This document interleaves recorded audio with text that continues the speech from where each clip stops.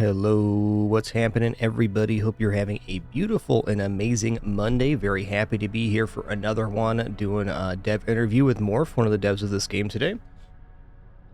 Gonna be a good time, I'm sure. Let me get covered here in chat, and then I'll just get like a regular run going, and then we'll hop into call with Morph and start the interview. What's up, Great Rain Skesla? Good to see you, Rabbit Salvo Kelk, Shaw, Asusia, Calendar Man, Dragon House, Finblade, hey there, Werewolf Steel, Min-Max Wax, Casually Challenged, Armethius, Rayaxi, Sub Dukowski, Mr. Grizz, Opnul, and all the other cool early people. We'll also highlight this interview and probably do a YouTube upload as well if you miss anything. Hey there, Tundra Morph, there's the man himself. Sub Zealousy, Chris Spence. Alright, let's just start like a regular run here.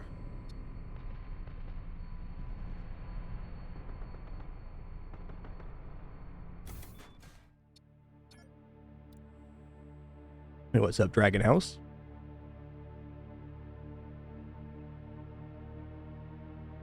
Man, I've been really enjoying this game. Like, we've played 40, 50 hours in the last couple weeks. Pretty awesome.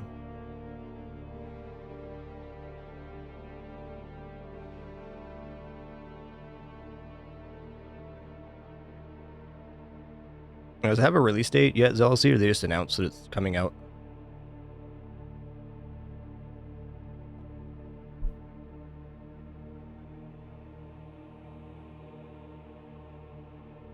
Yeah, I think about 50 hours since release, where we'll still. I did play a fair bit before release too, but been very much enjoying the board. No doubt about it.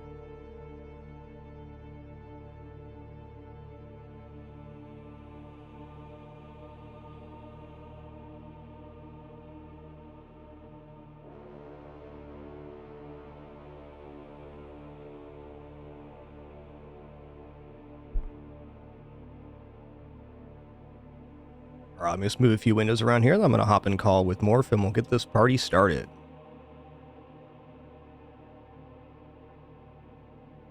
Yeah, the demo for this game is so robust. It has so much content. Definitely know several people that got more than 10 hours out of it, which is impressive. Alright, windows are moved. Going to hop in call here.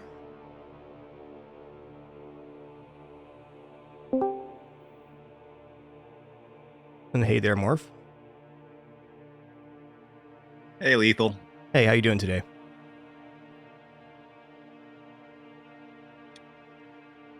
I'm doing very well. How are you? I'm doing awesome, thank you. Thanks so much for agreeing to come on and do this interview. Really appreciate it.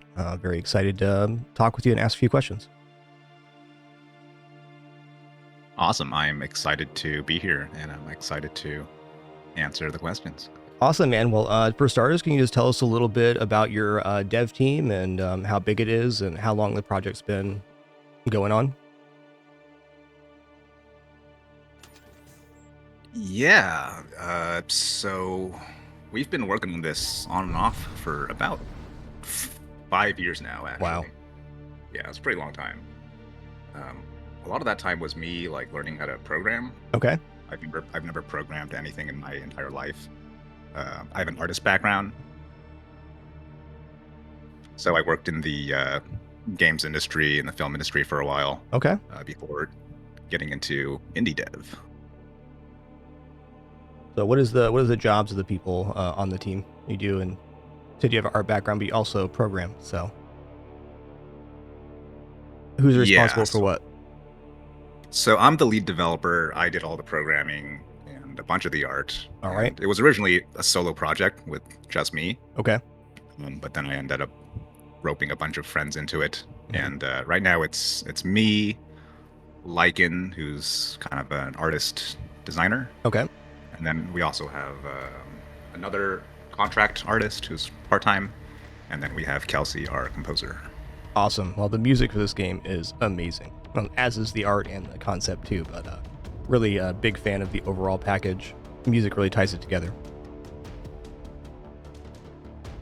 Yeah, we got super lucky when we discovered Kelsey's work.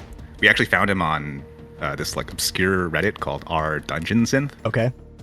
And like the music he does is amazing. I mean, Dungeon Synth kind of it sounds like what it is. It's like kind of Dungeons and Dragons music, but Yep. made with synthesizers. It's like electronic. It's got this like electronic medieval vibe, which is just absolutely perfect for Void War, right? Yeah, it definitely nails the theme of the game, no doubt. Really sets the atmosphere. Yeah. Can you talk about some of your inspirations for the game? Void War, obviously, FTL in there, and some others too. But what was your big inspiration moving forward? Yeah, I mean, definitely besides the obvious two inspirations, we're actually channeling a bunch of different games, Mm-hmm. just influences that we've had into Void War.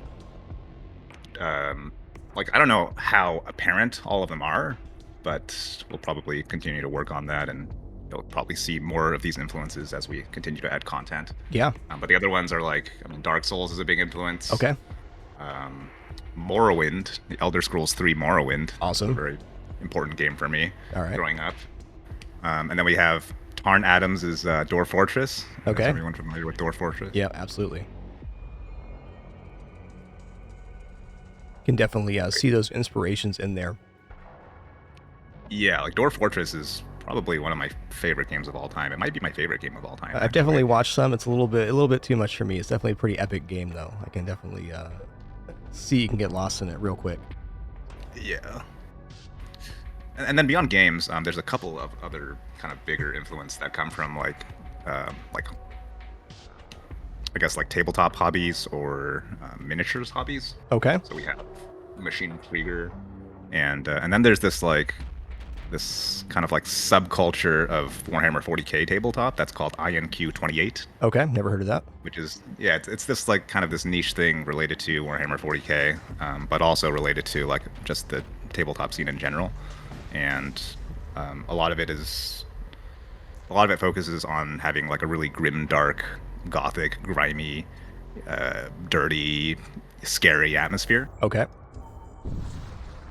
And yeah, a lot of Void War actually comes from that. Yeah, well, for me, that's just a great setting for a game. I'm in love with like the deep space, decrepit space theme. You know, it's just it's a really awesome one.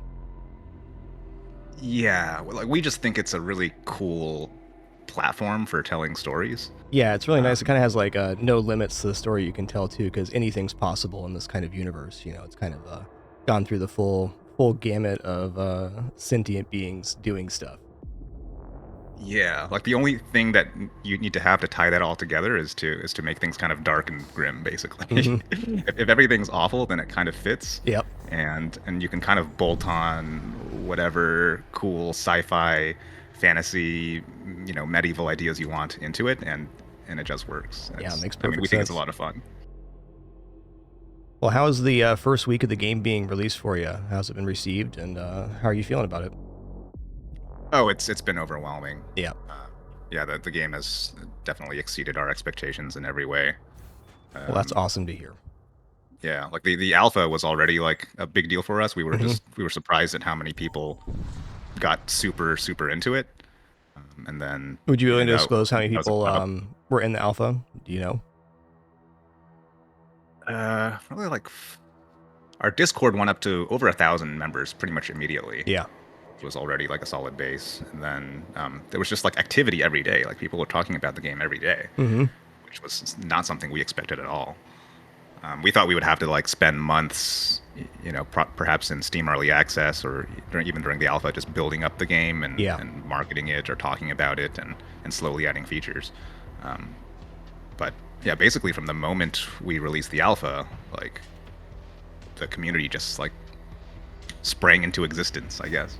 Well, that's a really wonderful experience to have as a creative person, to have what you envision be successful. So I'm really happy for you. Yeah, it was really amazing. It's honestly, it's been overwhelming. It's like I have no idea how to deal with this. Me and my team, we have no idea how to deal with like all the attention and Yeah. and praise and also trolling. There's been a lot of trolling. Sure. That comes with it. Can you talk about a little bit about your decision to use Itch for the alpha versus Steam Early Access, and how that worked out for you? Itch worked out really well, especially because Itch has the built-in feature for granting people a Steam key, Right. Along with their Itch purchase. So like that made it really easy for people to just buy in on it at a discount and know that they're going to get a copy of the game on Steam.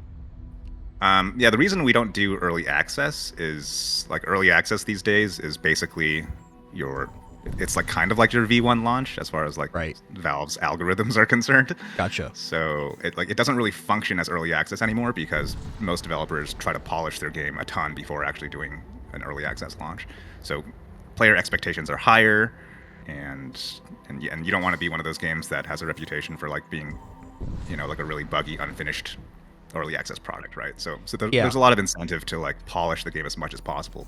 Yeah, even that before all it makes a early lot of access. sense. I mean, early access is certainly there's been a meta for it since it released, and it's definitely a lot different now than it was when it first became a thing.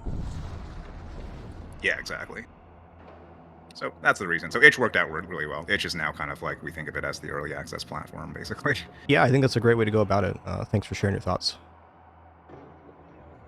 Yeah. So you mentioned you grew up enjoying Morrowind. Any other games that were really influential for you? Diablo 2 was a huge Oh one. yeah, Path of Exile, honestly, actually, I forgot to mention Path of Exile Yeah. earlier, but that was actually a big inspiration for Void War as well. Like Makes we sense. kind of wanted to be like the I'm gonna mess up this analogy, but we wanted to be kind of like the Path of Exile to Diablo 2. If FTL was Diablo 2, then we wanted to be Path of Exile. Oh, that's a really cool comparison. Thanks for sharing that. That actually makes a lot of like sense. right, like we wanted to expand the systems like Right. significantly and just like make it into this more of a modern game, right? Something that is supported over time and just keeps growing and growing and growing and ends up with a huge amount of content over over years. Do you guys have plans for Steam Workshop support? No explicit plans yet, Okay. but we're probably going to do it at some point. Yeah, down the sure. line. We don't plan on stopping development on this anytime soon. Yeah.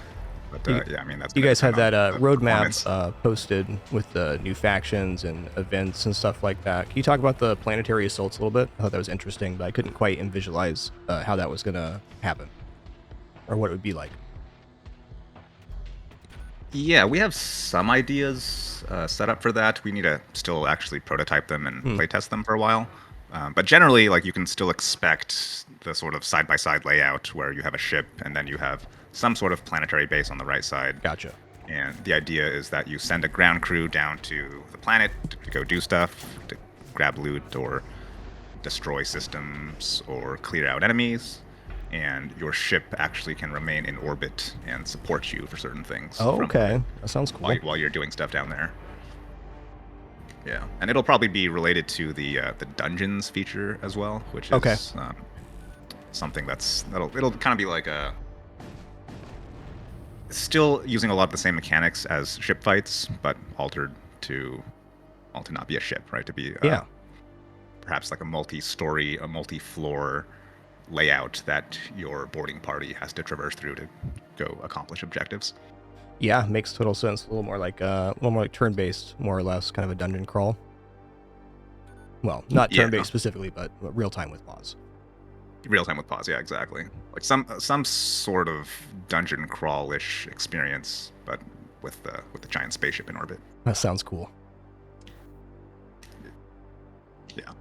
So we're really excited about that. I think there's going to be a lot of things. I mean, again, like a lot of the impetus for making this game was taking it into like a really expandable, expansive setting, Mm-hmm. and then seeing how much we can push that setting in terms of mechanics. Well, that sounds amazing, and all those ideas sound really good. So I had a few questions about this game mechanics overall. I was interested in if you had any insight on enemy priority for systems and how you guys developed what that was. I've noticed in boarding, they'll protect different things. O2 seems pretty valuable to the enemies. Like in FTL, it'd be shields as the priority number one for enemy crew. I wonder what the considerations were there, because there's so many systems in this game. Oh man, I did that code a long time ago. Actually, don't remember.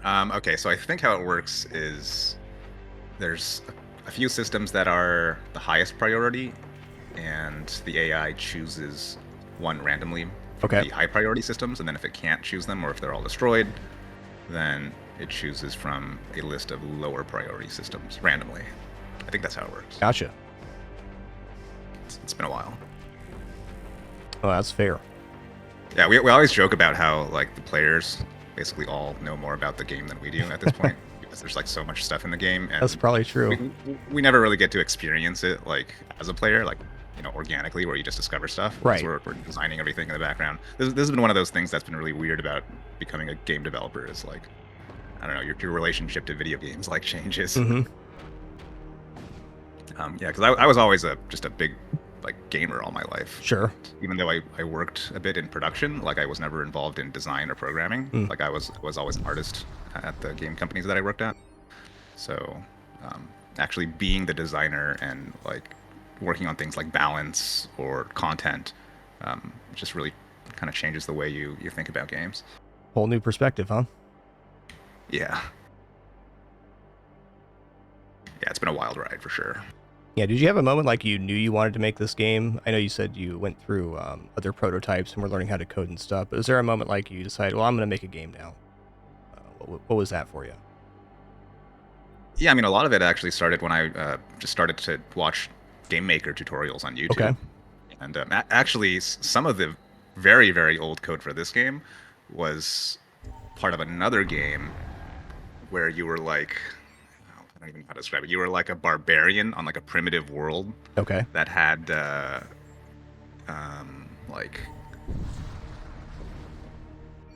like tribal psyker magic. All right. And it was kind of like this, I don't even know how to describe it, like maybe like a tactics kind of game. But it kind of had a shield system like FTL, and it had the sort of real time with pause and different abilities and stuff. And I don't even know what that was. It was like a prototype that I was working on while learning how to program. Yep. And actually, eventually, it just ended up becoming more and more like FTL. It's really funny. Like we started to, because a lot of the mechanics in FTL felt like fairly understandable, like fairly like easy to implement. Sure. As like an aspiring developer, right? As someone that doesn't know how to program, learning programming while having like a project to look at and learn from. Yeah, that makes total sense. Is actually really valuable. So a lot of this just came out of mucking around in Game Maker, watching tutorials, looking at games that I liked, and trying to understand how they worked and how to actually code them. And then eventually it kind of became a commercial project. That's amazing. Well, this will be a tough question for you, I'm sure, but can you estimate how many hours you spent working on the project to its fruition now?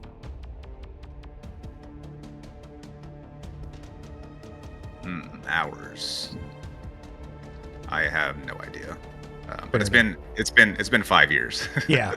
So probably thousands. Yeah. Probably 1,000. Something. I don't know. How many hours is in a work week? Like 40 hours in a work week. 2,000 a year, probably. Yeah. But then a lot of that wasn't spent like working on the game. Sure. But yeah, it's been a while. We've been working on this for a while, and it's just so satisfying to finally get it out and have it connect with people. Yeah, well, it definitely has. This game really rekindled the spark for me. Like, I love FTL. I have tons of hours in it. So I'd say it's the game that probably made my career on Twitch, more or less. And so I played it a lot, and I've always liked the game, but, after so many years, the joy fades a little bit. And the second I played Void War, I was like, man, this is it. Just like the spark was instantly rekindled, and I was like, I gotta play more of this. So I think he did something really magical here. That's amazing. That really means a lot to us. If you're cool with it, we can talk a little bit about the lore of the game. I know you told me this to be kind of vague. We can just kind of speculate about stuff happening, but I've been thinking about the game and the universe quite a bit, so I have a few questions about just various stuff. Yeah, let's get into it. All right, so like in this universe, obviously it's very dilapidated, and it's been that way for a while. Like, how long since the catastrophe of the Empire and all that stuff has happened, do you think? So none of my answers to any of these questions are going to be like definitive. Sure, I'm of going course. to be speculating as much as anyone else. Sounds great. And a lot of the lore for this game just kind of comes out of like headcanon that we end up having while developing. And if the headcanon kind of feels good, then we just, now that's canon. That's how it works now. So let's see, how long since the Empire has fallen? Maybe like in my head, it's like less than 10 years, maybe less Okay. than 5, but not more than 100. Gotcha. So that's my range for you. Yeah, that's fair. I feel like That's fair. it has to be kind of recent, but like because this is the weird techno gothic future, time is there can be like very long time scales, I guess. Sure. Oh, because like the individual factions obviously have like some backstory. There's not really a good guy or a bad guy, but so I talk about the goals of the individual factions. So obviously, like the Empire is maybe like trying to clutch to the old ways, kind of trying to recover from their catastrophe, and they're kind of just how I see it. They're kind of just going through the motions of doing what they normally do, even though things have gone terribly. And then you have the blood cult and the death cult, and they have their own goals, I guess. And then you have like the infernal faction, if you want to call it a faction, that's kind of appearing. Yeah. Oh, like the forces of hell. Yes, the forces of demonic hell. faction. Yeah. Yeah. Yeah. At a basic level, every faction just wants, power, control, influence. That's what groups of people tend to want. Usually, they want to Yeah. influence things, control things. But the way they get that and the specific things that they want as a part of achieving those things will be different. Right. And that's that's obviously intentional. Like we want a setting where there's a lot of friendly fire, right? A lot of internal faction struggles, so we Right. can have Empire fighting Empire and Blood Cult fighting Blood Cult or whatever. Makes sense. At a basic level, Empire wants to purge the cults and restore the God King and bring back the glory days of the Empire. Right. The Blood Cult people want to generally just indulge and just have the power and control to do whatever they want, whatever depraved rituals they like to indulge in. Sure.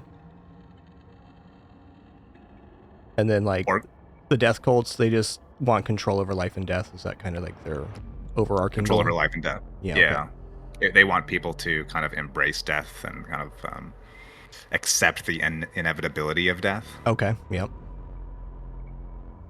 And there's actually some interesting like sort of like philosophical angles that you can Sure. have within the death cult, and we do want to explore more of them, like with more nuance and maybe certain encounters or certain bits of lore text. But yeah, there's an intention to not make them too one-dimensional. Like Gotcha. you can totally make them one-dimensional, and then also like that can be really fun too, especially when it comes to like expressing some of the themes like in mechanics or visuals. But I think the broader concept of like what is a death cult, what might a death cult be interested in, Sure. that can actually lead to a lot of just like more nuance, more complex ideas about what it means to be a death cult. Hey, it makes perfect sense to me. So like, let's talk about the forces of hell that are appearing and taking over ships and stuff. This was just pure speculation for me. I was thinking about this last night, and I noticed that the ships go into like the subspace rift when they warp, and there's also like places like the Maw and these other areas of space that are really dangerous because of subspace rifts. Is it possible in this world that all of the sentient species kind of ripping holes through space has kind of awakened something, and that's why it's coming out?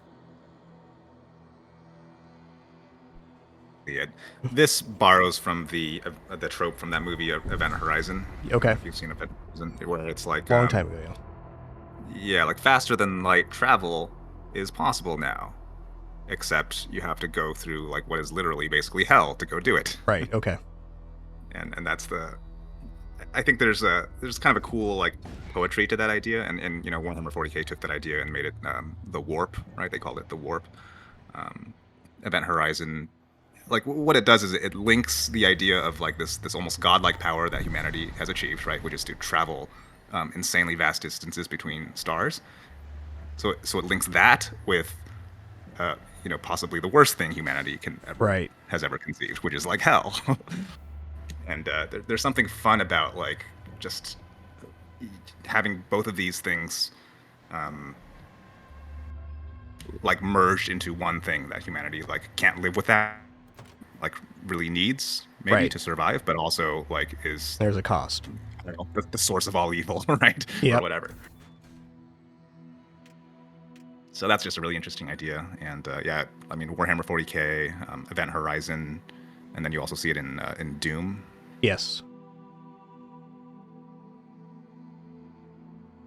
Yeah, so the lineage of sci-fi media is actually really, really interesting. And Yeah, it sure is. Seems to be kind of a recurring theme that power comes at a cost in pretty much all of our ideas. And I'm certainly a proponent for thinking that most of the stuff that we can imagine can happen. It may be very far out or very far-fetched, but there's a reason that, throughout time that all of these ideas like AI and stuff kept reappearing in even very old stories. The idea of that, and then, even like space travel was talked about a lot in books and whatnot before the idea that could be possible could happen. yeah, I agree. Like these patterns keep reappearing for a reason, and we don't really know what that is, but it certainly points to some kind of pattern, Hmm. some kind of a larger pattern.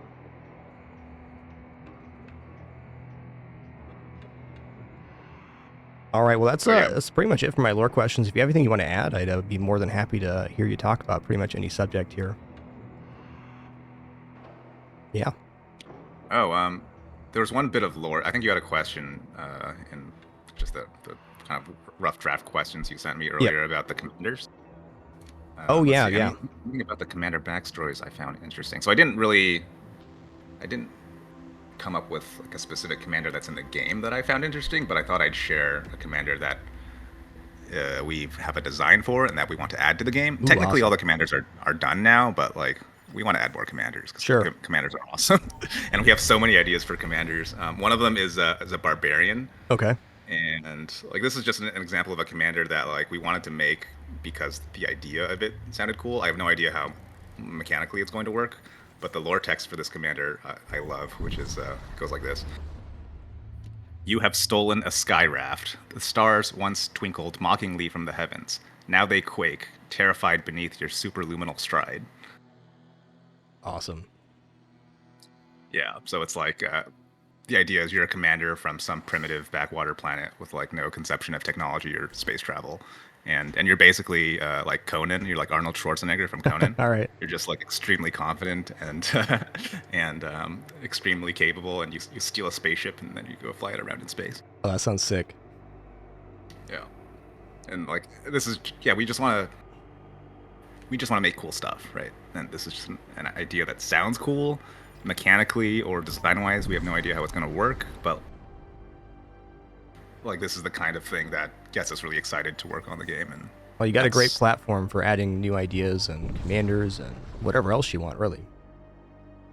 yeah, it's really about having this sandbox to play in and then kind of sharing it with the players.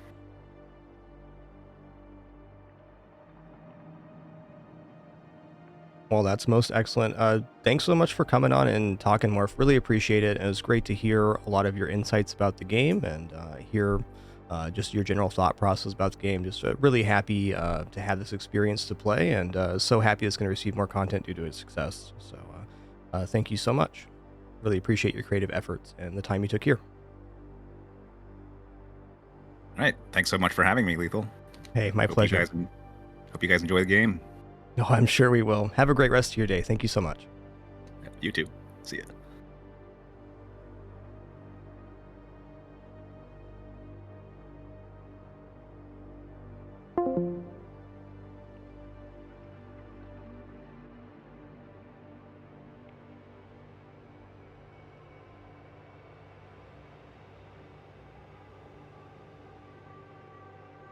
All right, that was pretty awesome. That was really nice of Morph to come on and do that. We'll get the interview highlighted here in a little bit, and then it'll be up there.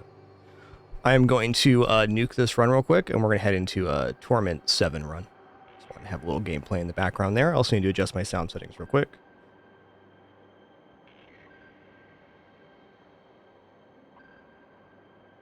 But big thanks to Tundra Morph for coming on.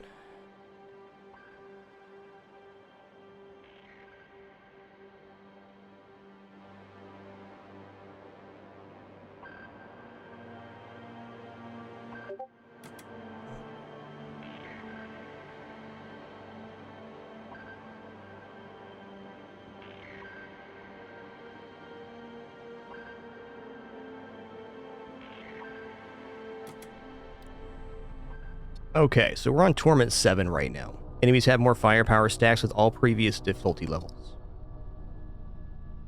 Okay, let me change the title real quick.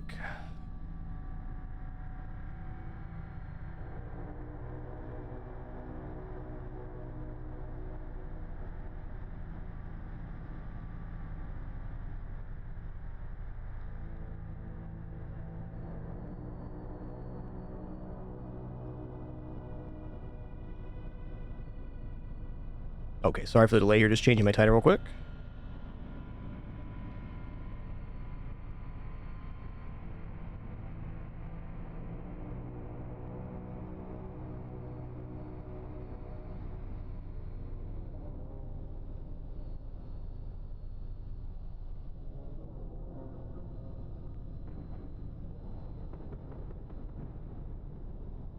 Okay, just setting a few windows here, and it looks like we are good to go. What's up, Bolt Vander? Huge thanks for 128 months. Really appreciate that.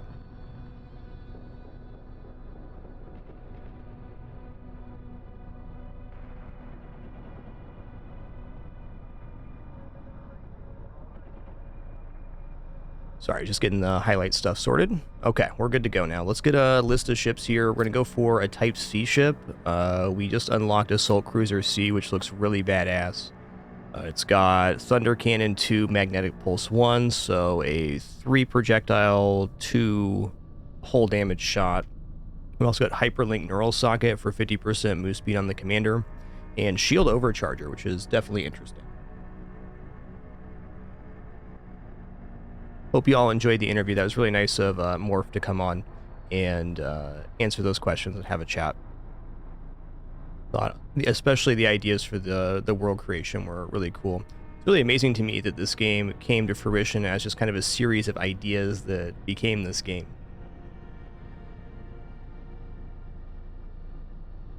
Let's grab a name for our commanders here, and then we'll go in. Let's go use a different commander for this ship. Like, the ship definitely can utilize teleporting, but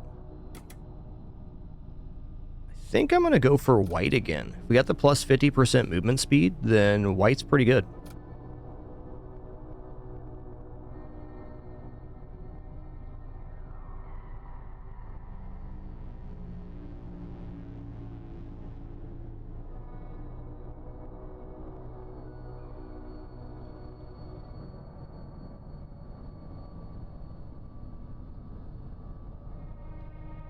Alright, we got Wonko T-Say in the commander.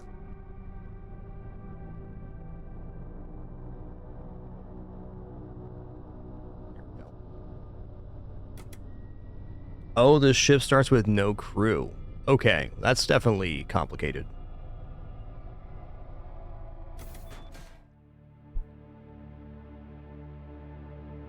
The God King has fallen, the Empire is in despair, brother fights against brother as the ruinous cult sweep through the stars. The very fabric of reality trembles before the onslaught of demonic swarms.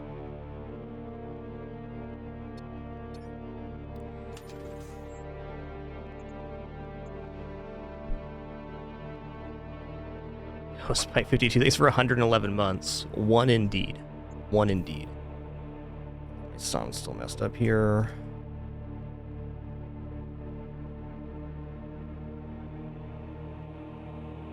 Alright, good to go.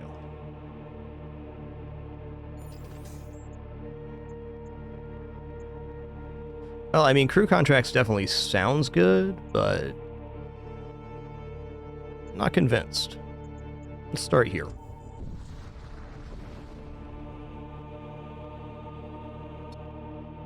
Life support destroyed. That's rude.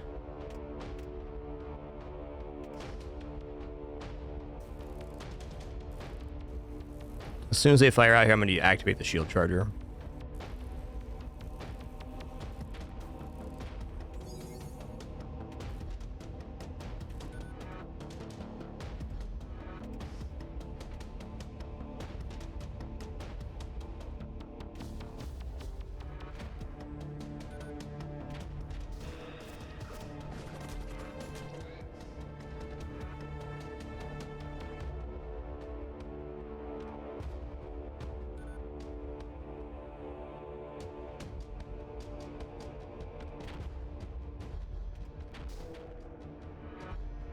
Oh, this is Thunder 2. It's 2 shots. So we have 4 projectiles for 4 damage. That's pretty amazing.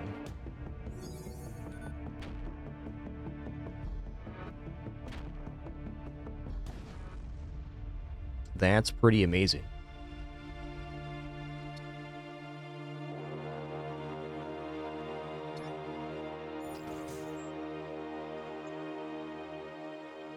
It's like, I definitely can't afford crew, but wouldn't it be better just to pick up some husks here? Okay, armament store there.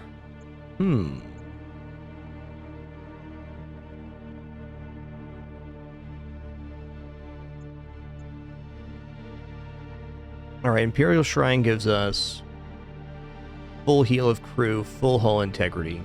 So it doesn't really do much. I think I'm just going to head into this merchant mechanic.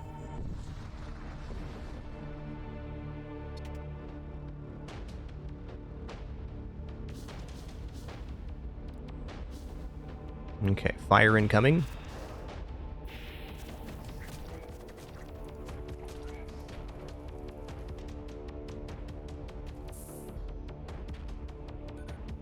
Okay, my shield went down there. Not much we can do about it.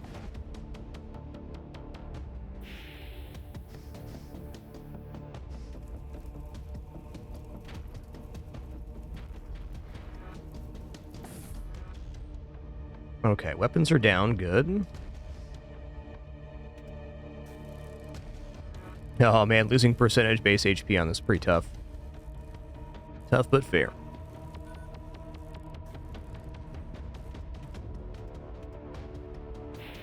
Oh, I did that. That was my bad.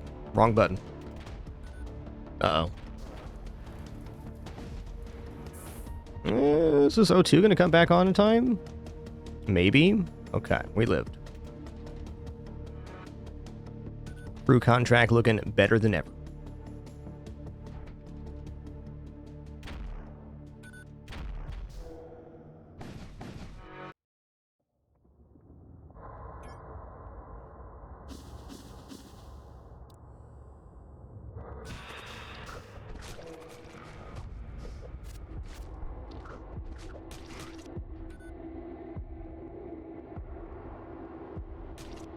Okay, they're dying out here. I'm going to let this guy poison out.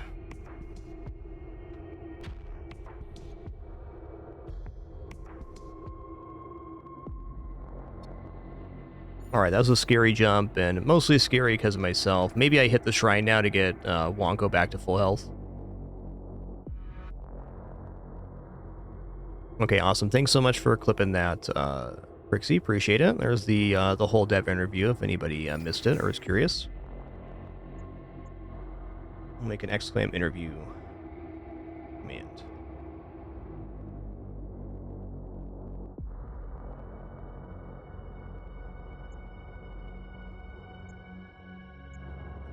You know, I think I am going to go to the Imperial Shrine here. I need this commander heal. And next I'm going to buy 2 shield. So the realization I had on the previous play session I had is that spending our first scrap on 2 shields is definitely good.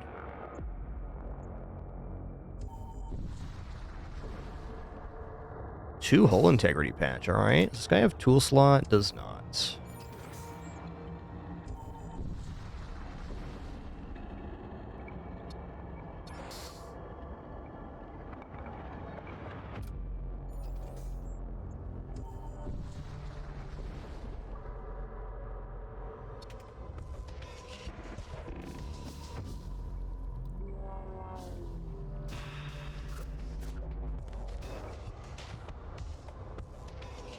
It's gonna vent that.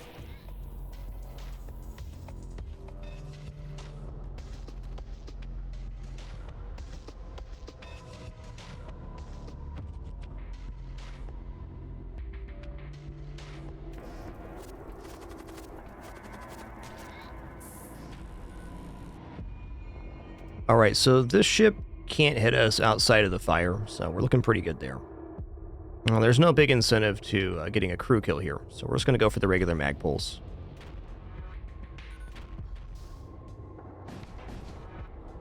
keep him busy repairing and not casting.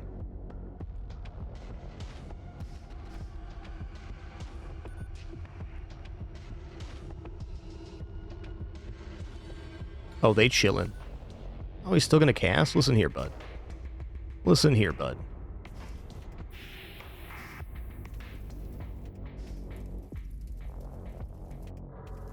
Oh, P went poof. Oh, they both went poof. That's tough. That's tough.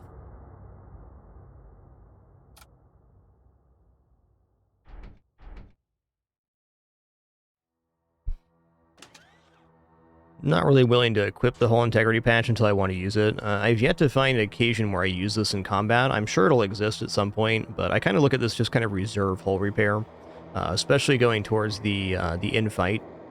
If there is missing hull right before the boss fight, this is the perfect time to use it.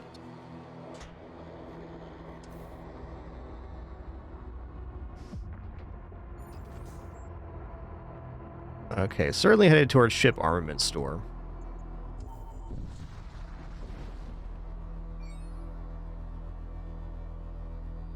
Knowledge or reagents? We're going to go for knowledge here.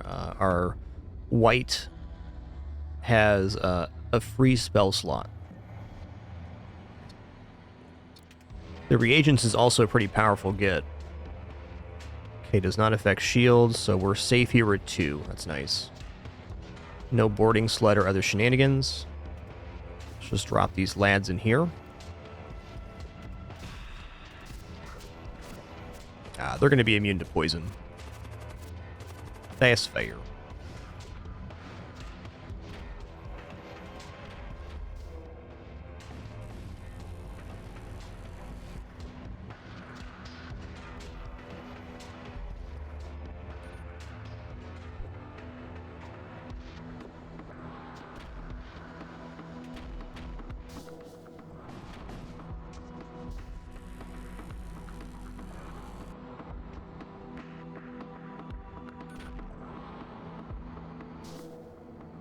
Man, they got so much purification over there. Listen here, man. Listen here, man. Okay, so Die Happy in this game, there's no separate loot table. Well, that's interesting. Sorry, there's no separate loot table for getting crew kills. What you will notice is that some ships will have a crate or other objective on them, and that is basically like the bonus for boarding. Now, boarding's still really powerful in this game. It's one of the most effective ways to disable systems, because when you kill an enemy in a room, it disables the system by 1 point, sometimes more if you have particular weapons. But there's no bonus loot for getting only crew kills, though it's definitely incentivized, because it's better for your combat, on average.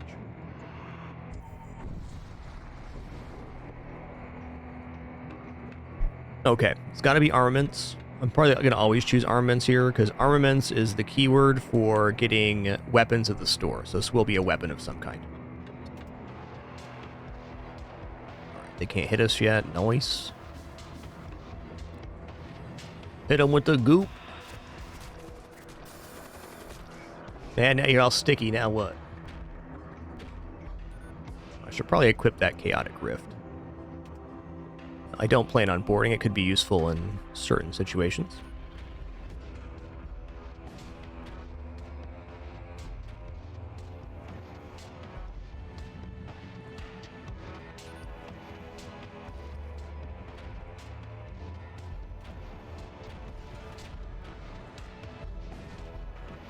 Well, if I don't say so myself, that was a really great interview. I'm glad Morph was willing to come on and chat for a few minutes.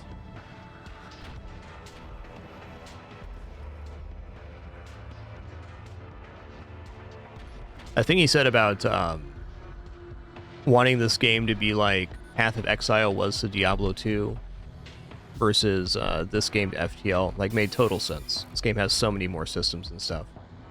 I thought that was rad.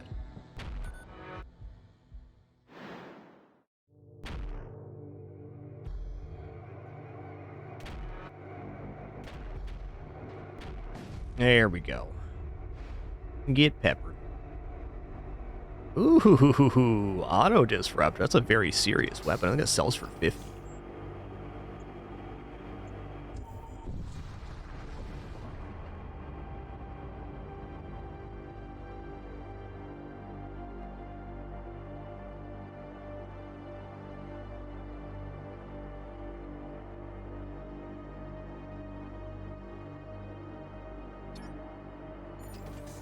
Well, here we are. Didn't make much money on our way to the store here. So I should probably equip this. Does have charge time instant. That's generally what you want on the commander. Okay, teleport all crew and target room to random rooms on opposing ship. Does this mean I can get on their ship? No, not this time. Okay, fair enough. There's a contingency for that.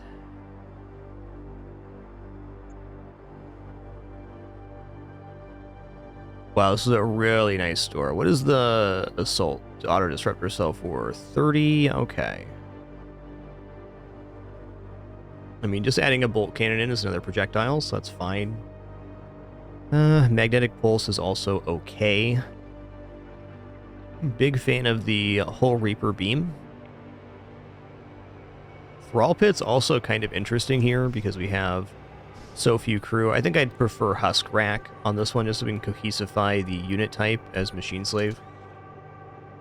Also, we don't have much money to spend, so let's just buy Bolt Cannon here. I'm going to hold on to the Auto Disruptor for a moment.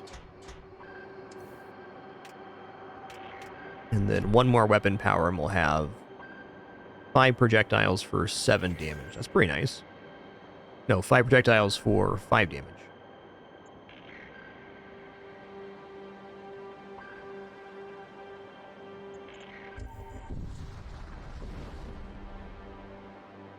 The main downside to attacking a trade ship is you do not have access to the goods of the store. Past that, not much downside.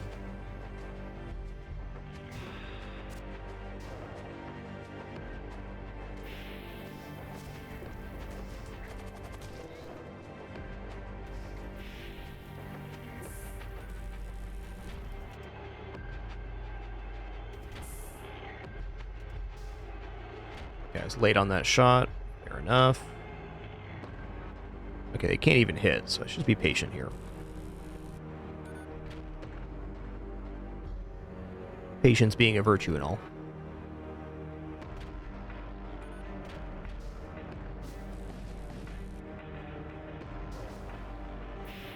Hi, Winston. You on my lap, bud? Okay, let's go.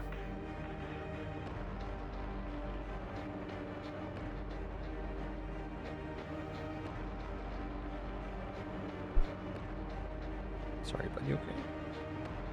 What a good old bud. What a good old bud.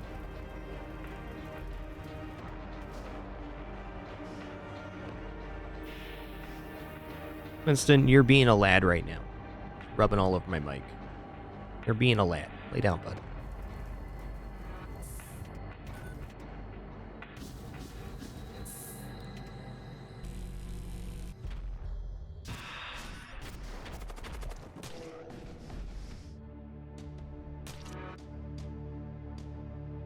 Yeah, the trade ships are generally a pretty tough fight, and the kind of big downside is they destroy their ship, more or less, when you attack it, so they don't... You're not like getting a bunch of extra goods from attacking a vendor, you get a small scrap reward at best. Okay. Rift Bomb template, it's a pretty expensive bomb, remember right. Graviton Cannon, 1 shot, 1 hull damage. I mean, it's still a shot, so I'm gonna take that. In fact, right now, I can go for...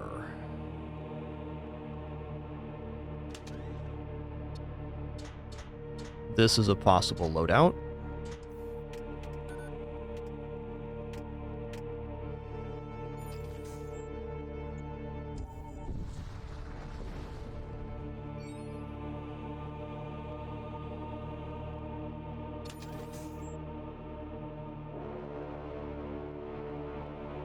I definitely prefer Techno Cult Sector.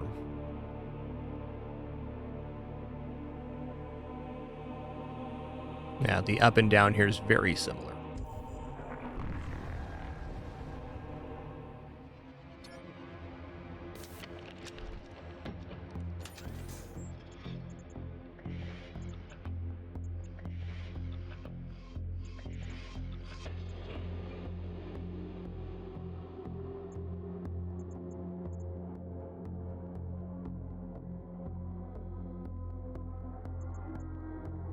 Okay, systems module tempos, crew contracts equipment. I may go for the crew contracts equipment here. I think it's likely on the ship we're going to have to end up buying at least one crew just to embolden our setup. If we get boarded right now, we're kind of in trouble.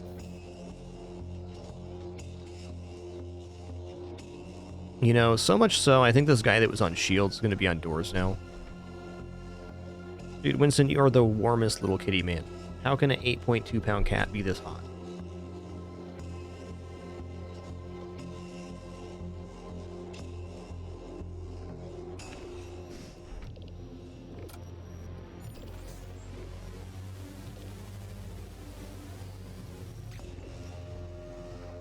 We'll head towards the machine shrine at least.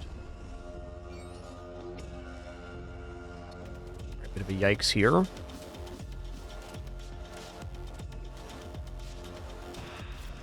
what is this one? Radium Blaster 2. So this can straight up kill one of my units. It's really scary.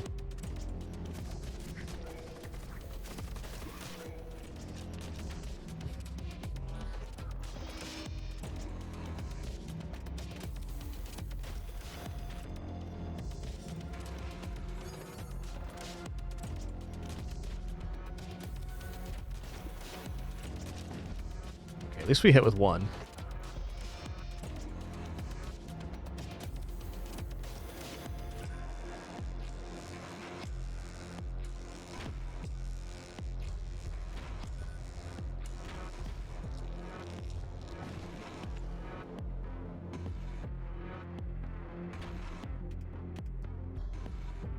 I don't think they have that much crew over there now.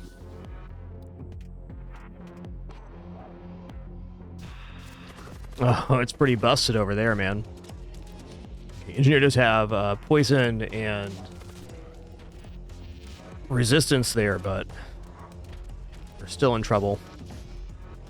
Another breach, beautiful.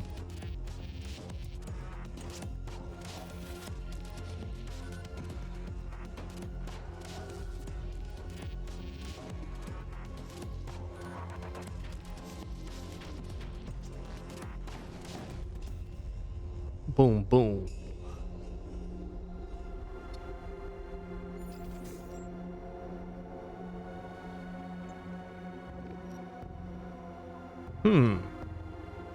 So there is this upside of taking the upper path rather than the bottom path, and that is that we're not forced into this crew contract store. Just looking at my setup right now, I feel like just getting these two weapons online is probably the best escalation, and while getting more crew would definitely be very helpful, just getting these weapons online is a cleaner escalation as far as defeating ships. Now we'll defer this decision until after we hit the machine shrine.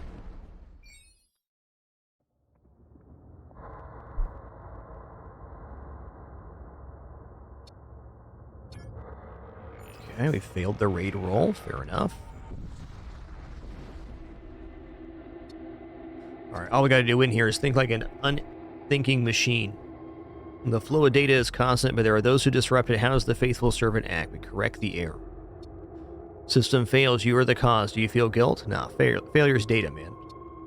Human engineer pleads for mercy as machine god requires dismantling. How to react. Proceed without hesitation. Okay, we got 27 scrap. Fair enough.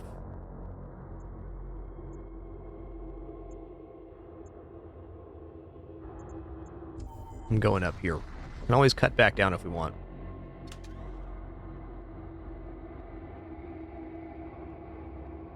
Okay, Blood Cultist applies 5 to 22 damage to all enemy crew at the start of every fight. I love this augmentation.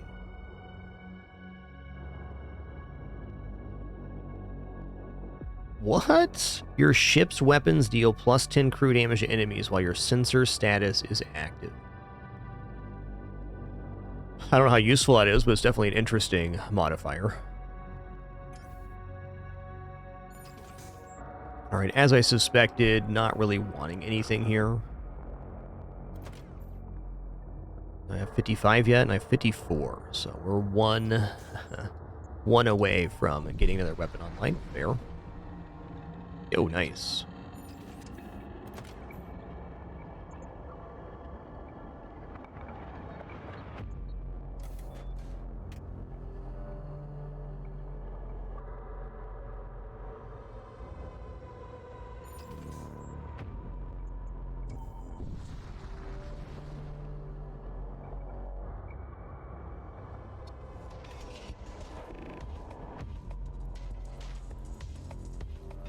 Okay, they have Gladius Missile, Graviton Cannon, Disruptor.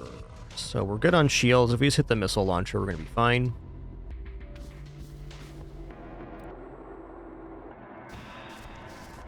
Yeah, White's just doing his darndest over here.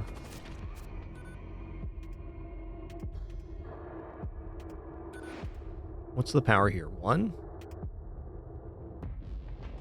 Yeah, I'm going to wait for the full volley. Oh, I didn't wait. Nice. Uh-oh, they dying, though. Uh-oh. Okay, fair place for gas there. No big deal.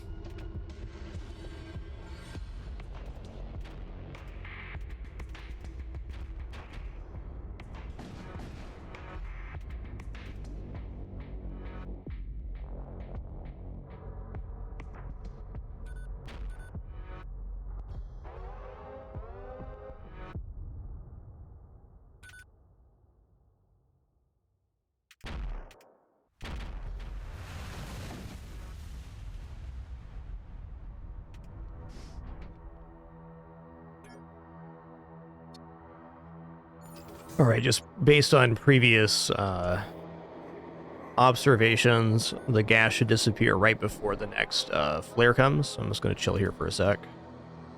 Get my crew back in place. You know what? I will go asteroid field here. That's a big ship you got there, partner. I shall revel in your defeat. I don't know about that, man. Okay, Disruptor Missile only does ion damage, so if we just hit weapons here, we're going to be looking keen. So they're going to board with somebody here. Stun target crew, whatever. Alright, these guys are going to get vented big time.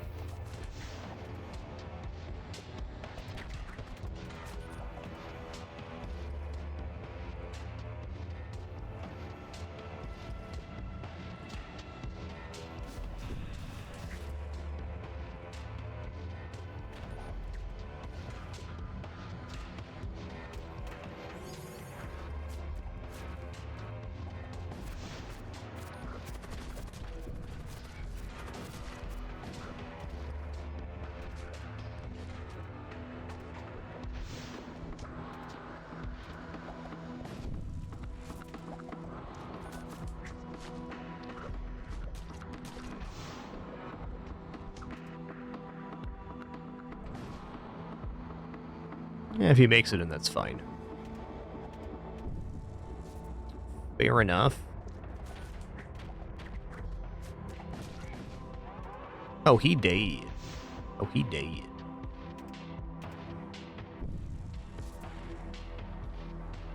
Attempting to flee, huh? That's definitely a fair play. Might try to attempt to flee myself in a similar situation.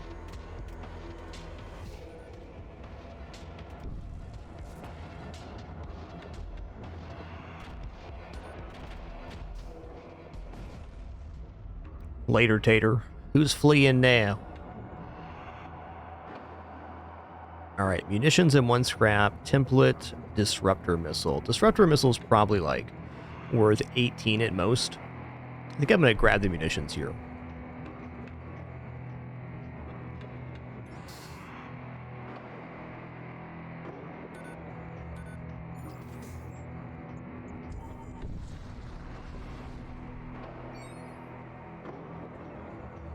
We're definitely going for Husk here. We're going to make as many Husks as we can. The ship starts with no crew, so very precarious.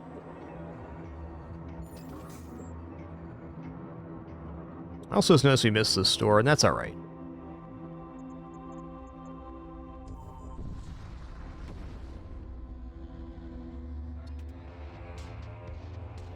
Okay, got Grave Beam, Graviton Cannon.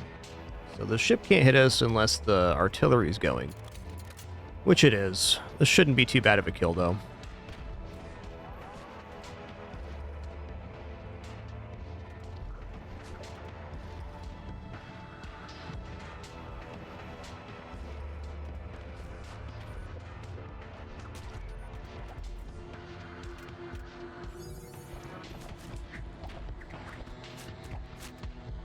going to choose to go for shields here first.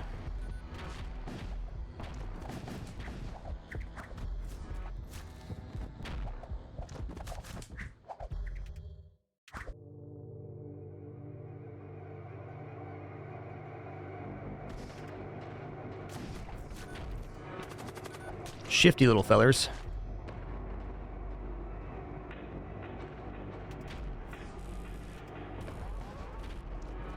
Oh, I got Ghoul Summon from that. All right. Fair. The Grave Beam does it. I've never seen or been hit by the Grave Beam. Okay, well.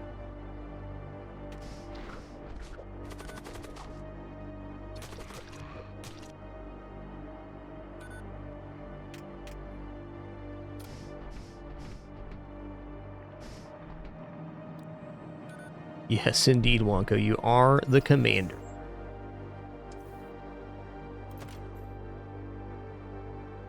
Now, we do have the store coming up, but I mean, just getting more weapon power is definitely fine here. More asteroid field. All right.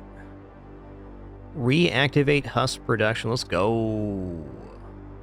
What? The biomass used by the production line is long denatured. You unseal the delivery capsule, discovered not a husk, but an ulcerated torso. Nevertheless, it's animal incapable of obeying commands. The Groveler.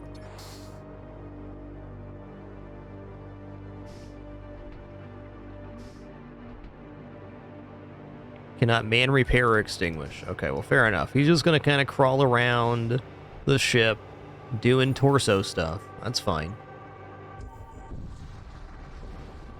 Hey, Claricorp, thanks for 8 months. Glad you could be here today.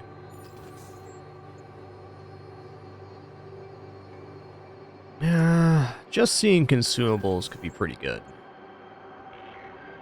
But also scrap right now. I don't know, I might go for the scrap.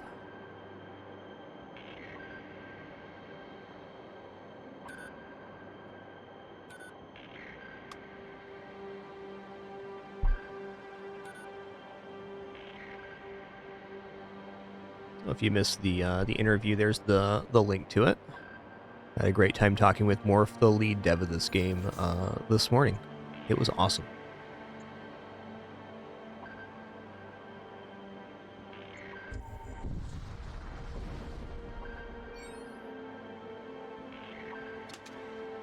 Okay, fusion charges are here, as is siege bombards, so this just means you made a good choice. As simple as that. Well, you made a good choice going here. Okay, we're going to buy Siege Bombard. Siege Bombard is one of my favorite systems.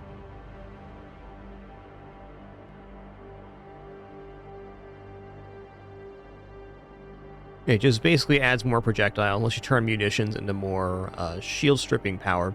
When you get down to the late game, it's kind of a very important system. I think you can definitely win runs without Siege Bombard, but it's very convenient to have. I'm going to put this here in this 4 square. I don't usually put that in a 4 square, but here we are. And I actually want to buy the third one here. A couple repair drones is also really nice.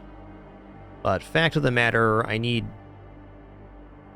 my scrap right now for upgrading my ship. So I'm just going to stop on the fusion charges, which is the most important resource. Hey there, Techno Cult Vessel. Okay, only have 1 shielder this time. They got graviton, emitters, and no ability to hit us. Nice.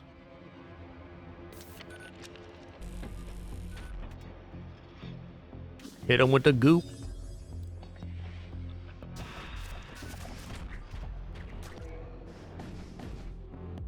Yeah, the being able to choose which system you put where is really nice. Very cool. Very cool. Actually, a lot of strategy is where you put systems depending on which ship you're in.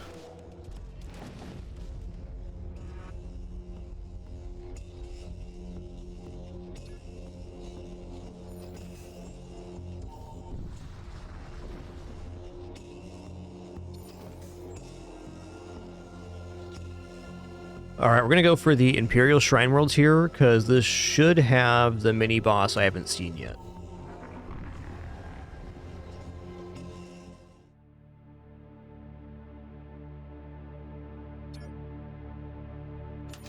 Should.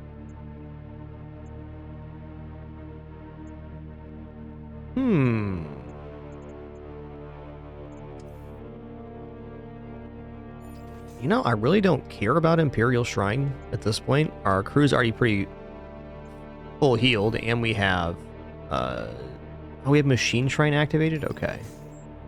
Well, okay, we're gonna go armaments, and then we're gonna cut up here, trying to go there. Before I reach the boss, I definitely want to have 3 shields online. So I think we're just gonna kind of forego stores other than this armament store, which we'll get on the way through. And we're gonna upgrade our ship, starting with a weapon upgrade power bar right now. Okay. So we officially have a system. Infernal Energy is pretty much a guaranteed reward, so I'm in.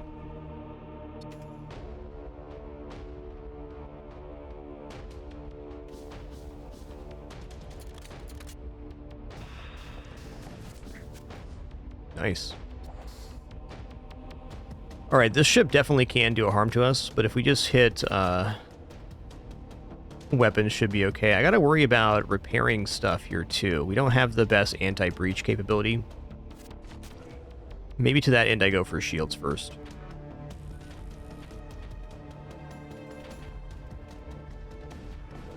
Ouch.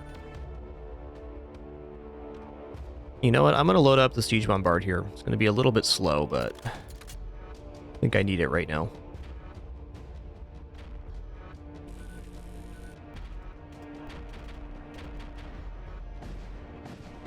Nice.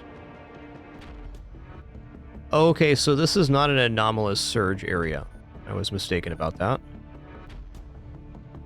Thankfully mistaken. I actually think on this current ship with our current trajectory, it might have to skip going to the exclusion zones, depending on if we get more crew or not. I'm lacking repairs at the moment.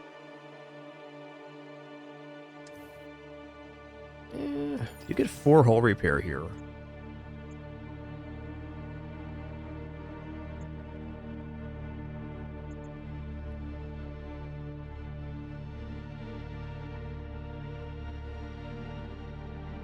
Yeah, I'm gonna skip the shrine. That's what my gut tells me. I think we need the scrap pretty badly. What kind of beam is this? Energy beam 2. Retributor 1, Retributor 2. Pretty nasty here. Thankfully, we'll be able to use our shield overcharger on the first one.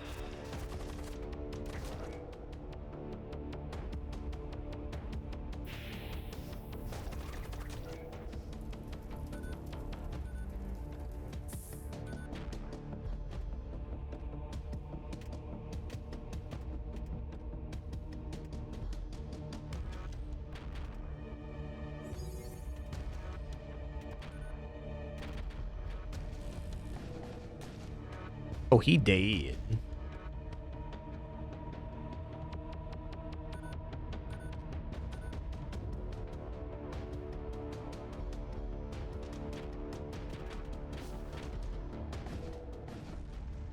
Oh, he dead. Ooh. War pick or survivor husk. I actually think we need to take the survivor here. Let's buy a power bar too so I can have, you know, like oxygen on. I guess. You're welcome, crew.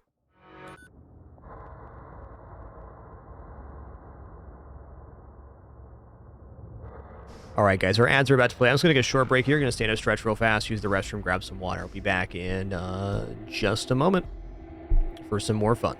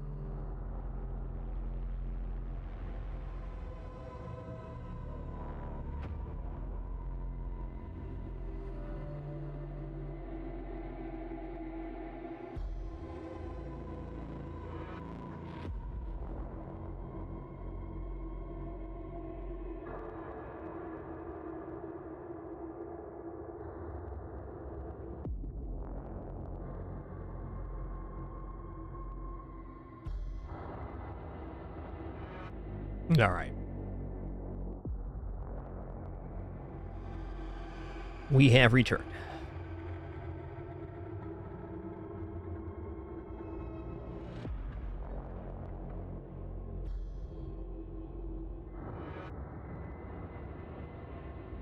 All right, 15 seconds on ads here, and then we'll be in it to win it.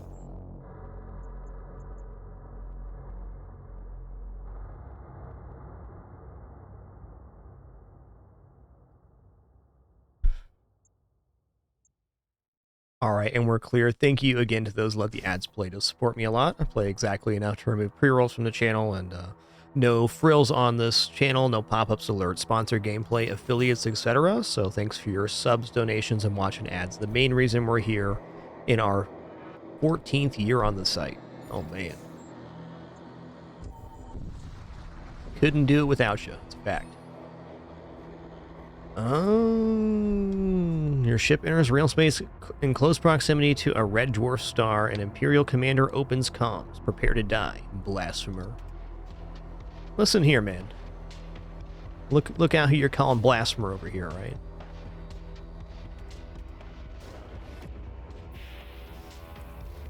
Just because I blaspheme sometimes doesn't mean I'm a blasphemer. Bud.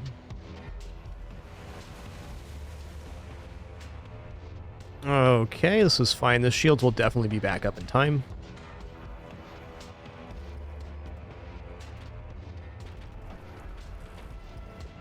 Just leave the room, man. Just leave the room. We got airlocks for a reason.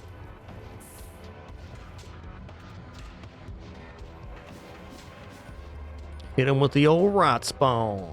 Bloop, bloop, bloop. Hit him with the goop.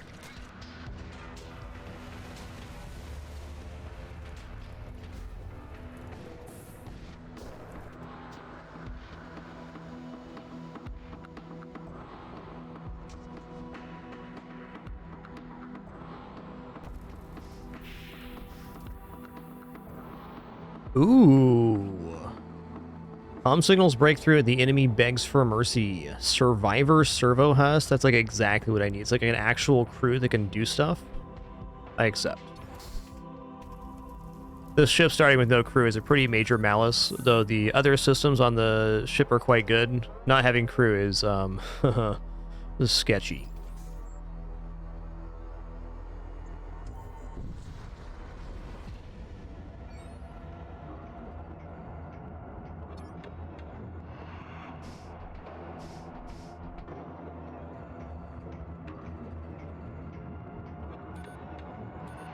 Okay, so admittedly not the strongest crew, but it is still a crew that can man a system. This guy, he just crawls around. He's our mascot. The Groveler. Its lower half had been obliterated, leaving it with nothing but splintered bone and sinew where its legs had once been. Yet, despite this gruesome mutilation, it drew itself along, animated by an unholy resolve.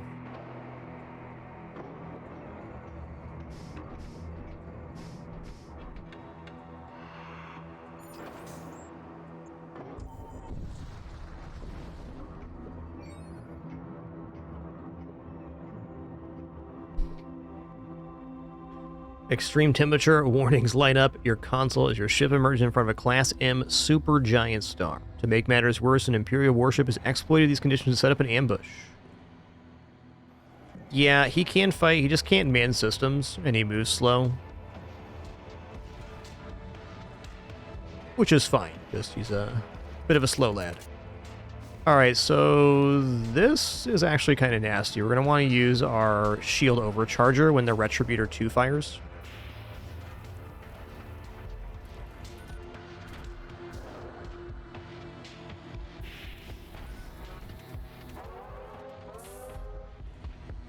That it? Siege bomb.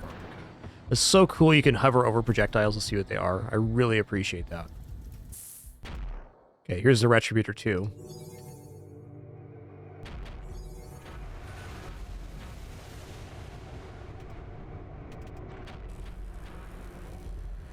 Oh, they did it too. Son of a gun. Sons of guns.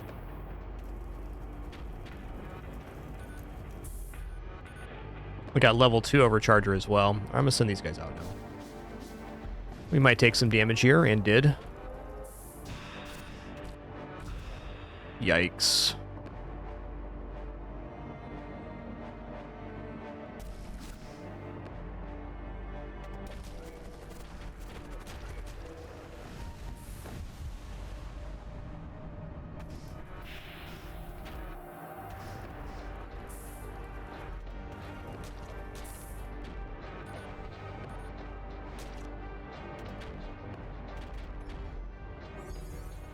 Oh, they got it up just in time. They're preparing to jump. I really don't appreciate that right now.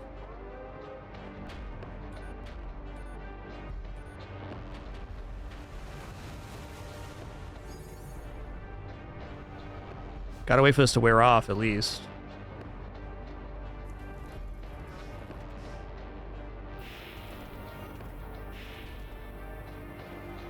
Okay, there's nobody on the throne, so how can this be... They're not running anymore.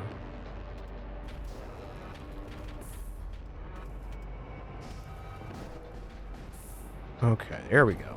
Now we're cooking.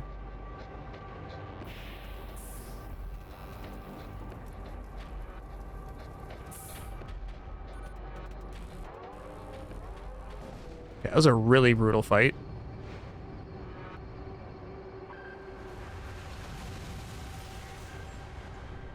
Well, store sounds good now.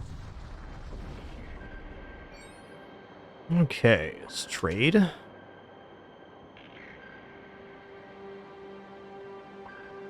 Macro Disruptor, 5 ion damage, Neuralizer, and Macro Lance. Macro Lance is very nice. You know, Heck Pup's pretty good for the ship too.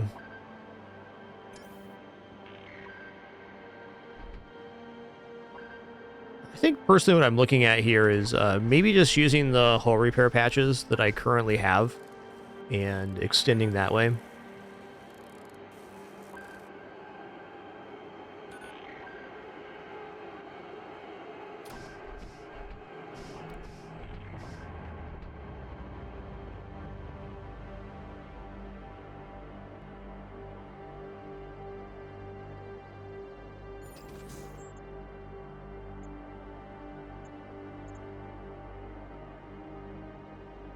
Yeah, I really want to see this. So, spending on the ships where it's at. I'm going to go ahead and go here. I'm going to equip these.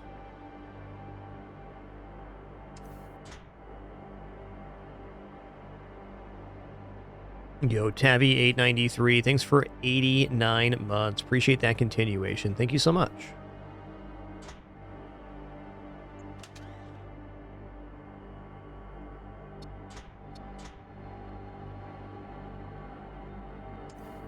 Okay, well, that's where we're at. Just buy a power bar here so we can have this online.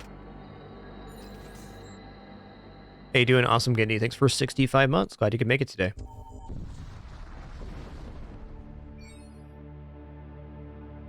Let's intercept the Imperial ship.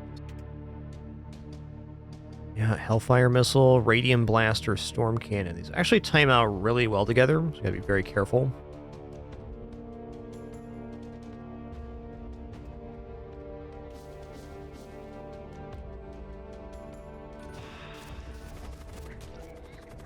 How much power here? 2?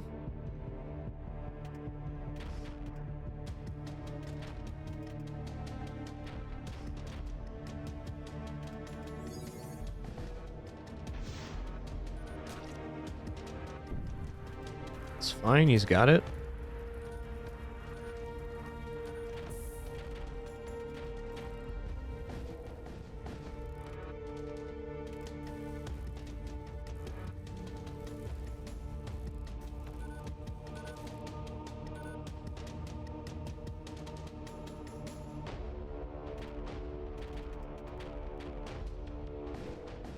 Nice. Okay, 45 scrap. Ooh. The technical vessel handles you. Acquisition of Class 9 artifact successful. 10 of 10 objectives met. You'll consider enlisting your aid in the future. Thanks for the micro shield.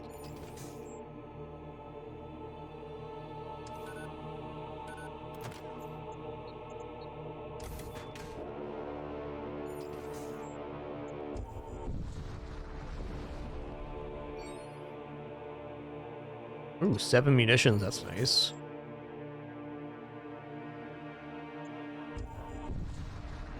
Excuse me.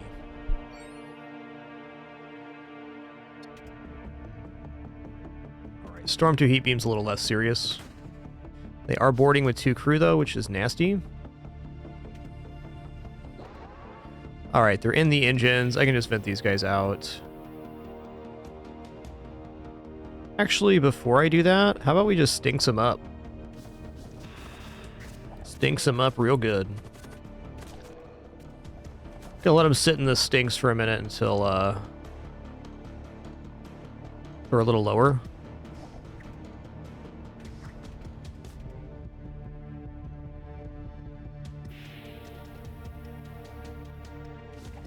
Later, taters. I didn't think about using this defensively, but it definitely does work that way.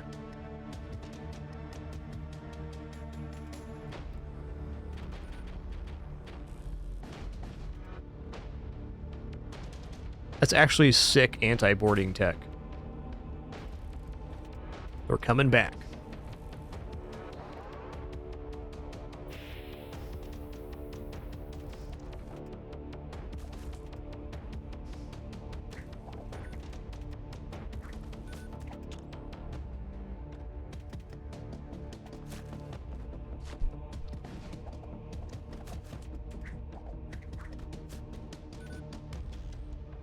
Oh, one's going one way, one's going the other. Interesting.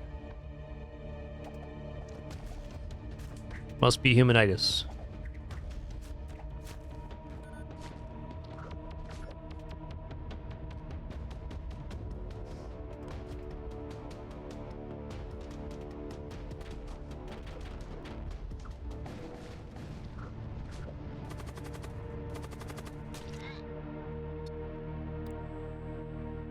Oh, you did.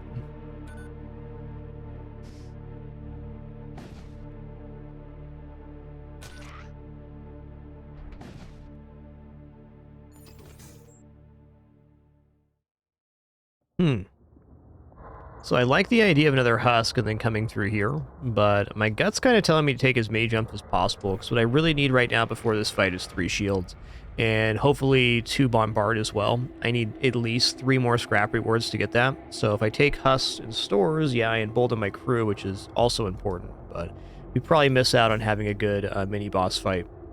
This is a mini-boss fight I haven't seen yet. Since we're in the Imperial Shrine Worlds, I'm assuming that it's going to be the Imperial mini-boss.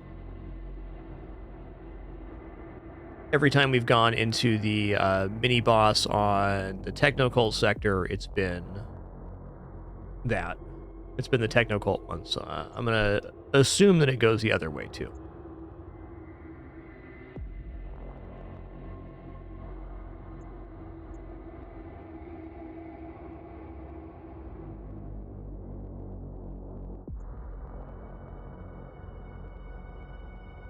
Yeah, I'm going to try here. I can always take this shipyard, too, if something goes wrong on this next jump.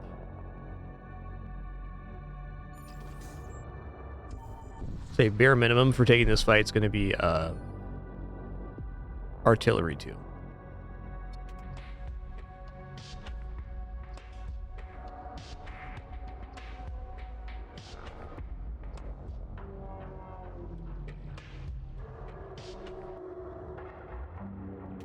Okay, when they board me, I'm going to use my thing. Ooh, Retributor 3, yikers.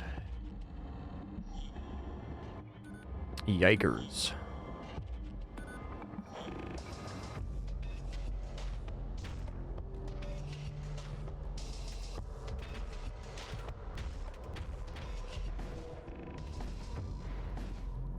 Okay, less yikers now.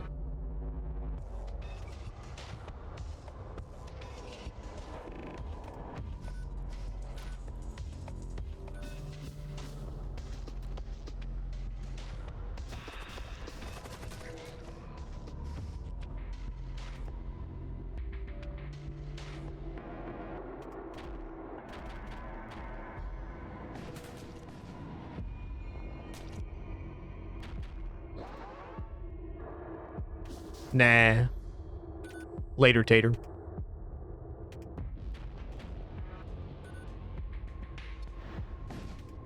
Preparing to jump. I don't know. I never noticed this bar before. Must be humanitis.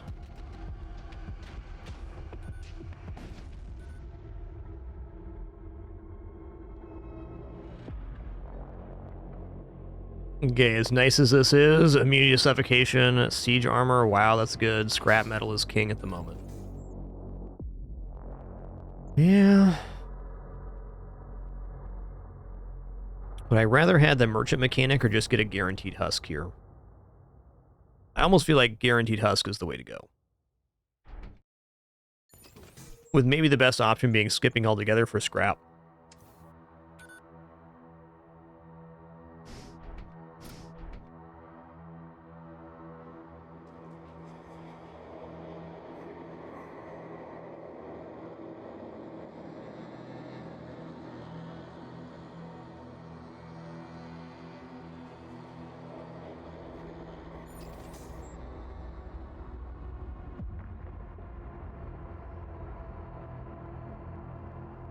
There's nothing terribly wrong with trying this at 2 shields. I just feel a lot better at 3. I'm going to go ahead and make a husk. My gut tells me, since our crew HP is so low, that we're going to want as many husks as possible. We are out of manable systems, so there is potential not to.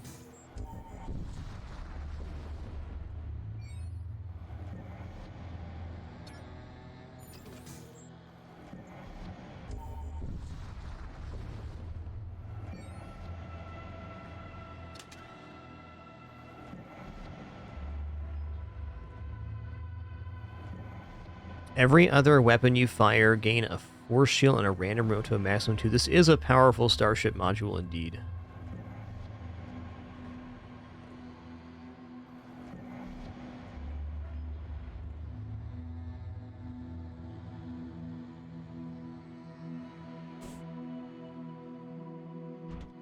There's the husk rack.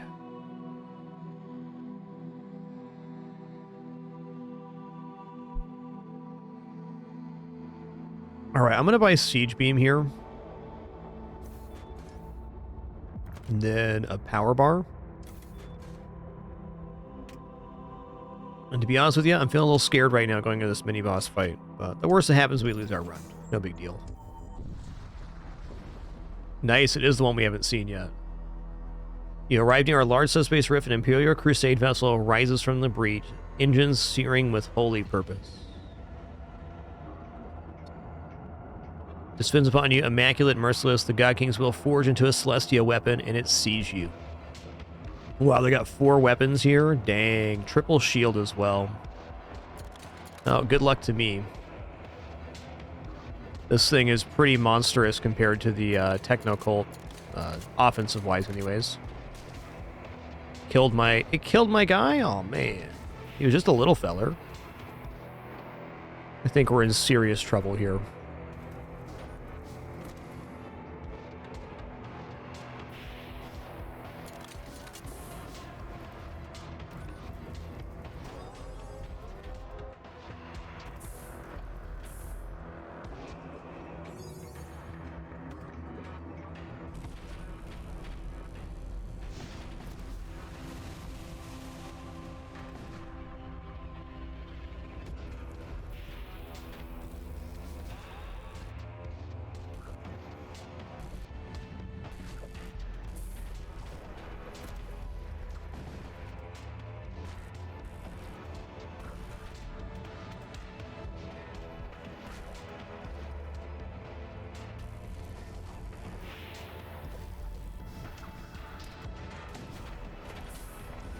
Oh, that noise.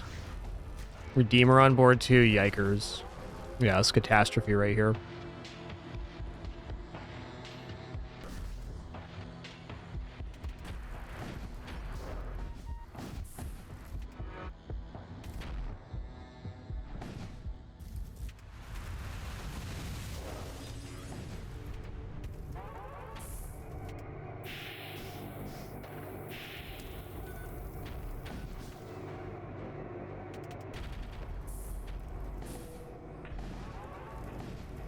Alright, so this ship, out of all the mini-boss fights, is definitely the most concerning.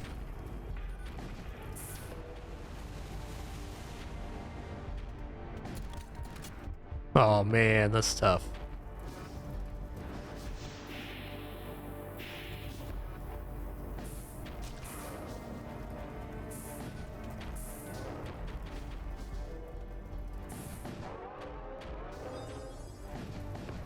Oh, we can get a kill here, maybe. It's not out of the question yet.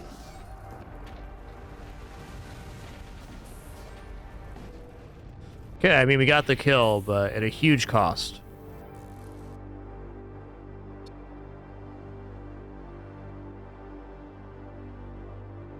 Oh, Retributor 2 is the one.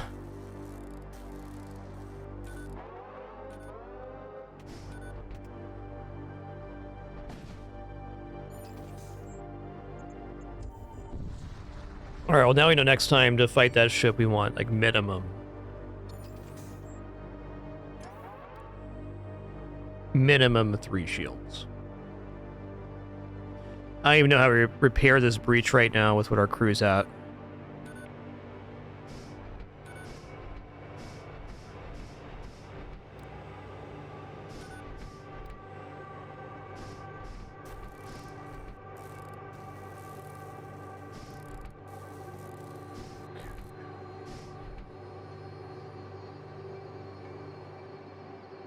I'm actually surprised we survived there.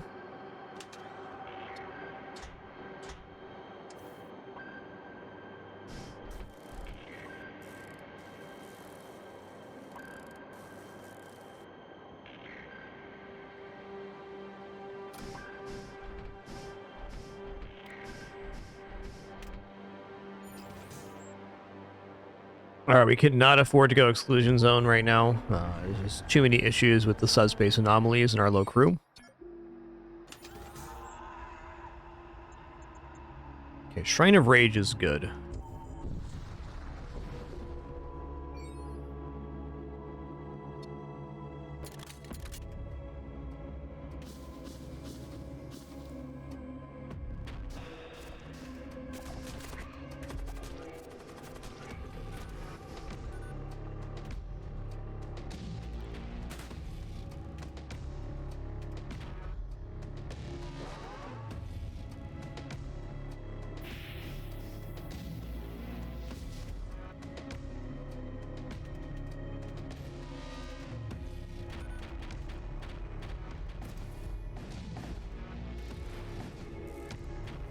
That was my moment.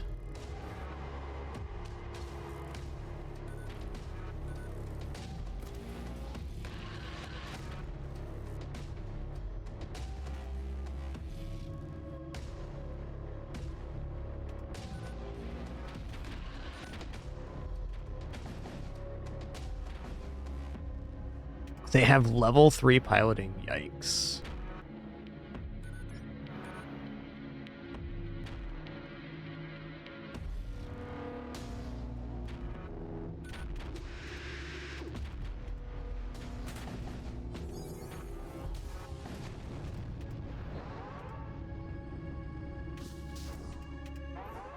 Okay, I didn't do what I wanted. That's fair. That's fair.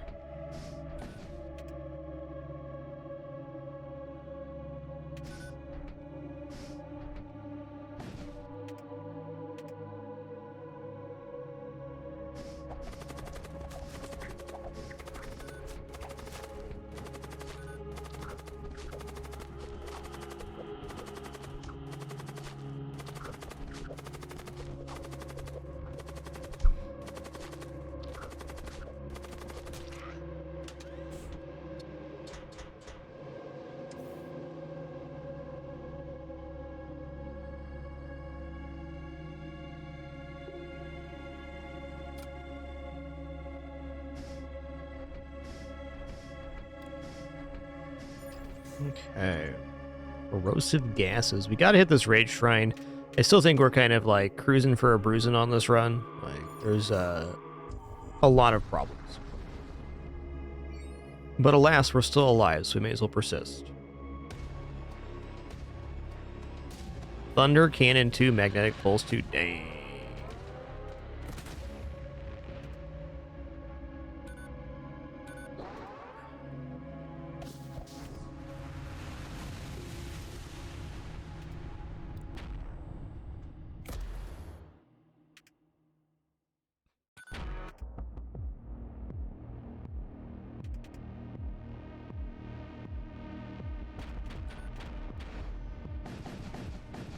Nice.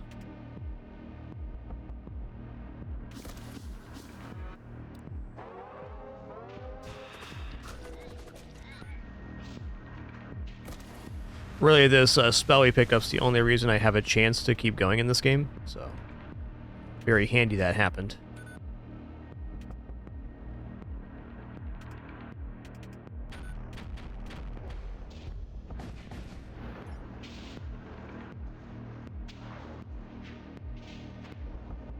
It is a pretty nice surrender. I accept. Alright, Shrine of Rage is going to be intense, and we'll probably get bored a bunch too, so we'll just see how this plays. I think at this point in the run, I'm going to take every risk that I possibly can to try to extend out.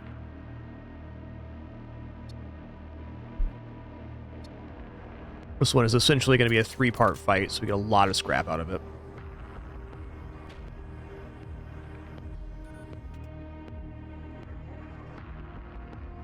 Can you not summon a Doom effigy? Thanks.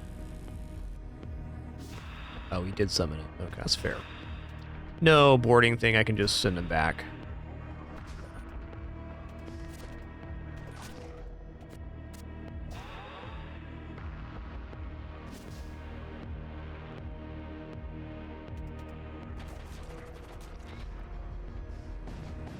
Nice.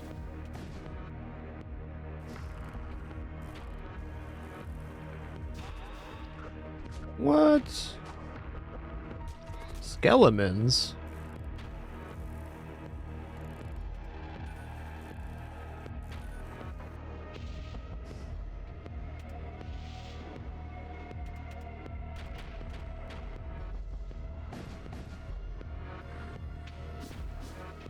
Oh, the Doom effigy is summoning the skeletons. Okay, gotcha. It's unfortunate, but fair.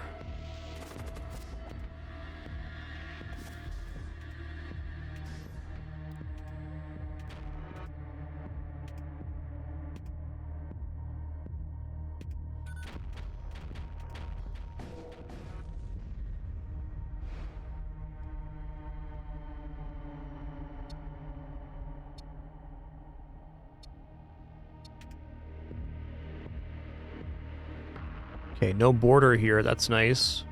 Pretty competent setup. Okay, this time we're on top of it, so he's not going to get the summon out. Which is great, because the Doom FG being summoned is what kind of threw a wrench in our system last time. Storm Cannon 2, double Graviton.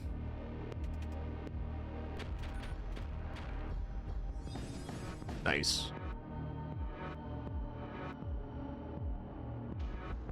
Man, I also have kind of a TIE Fighter look, you're right.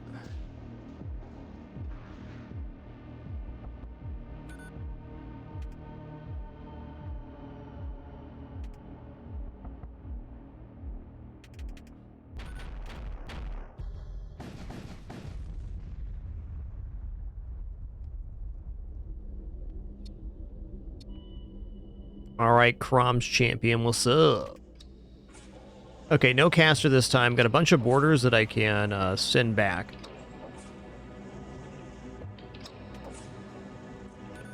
Really hefty weapon system here too. Dang, man. What kind of missile they got? They got Saber Missile. That is a really nice one. But priority has to be disabling these weapon systems here.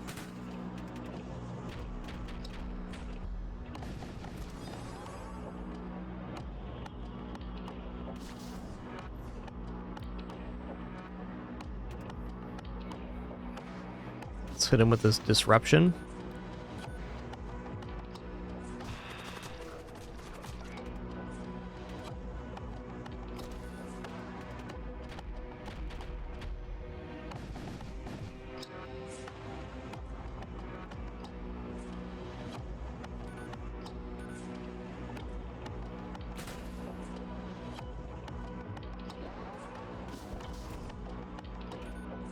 What a freaking lifesaver Chaotic Rift has been.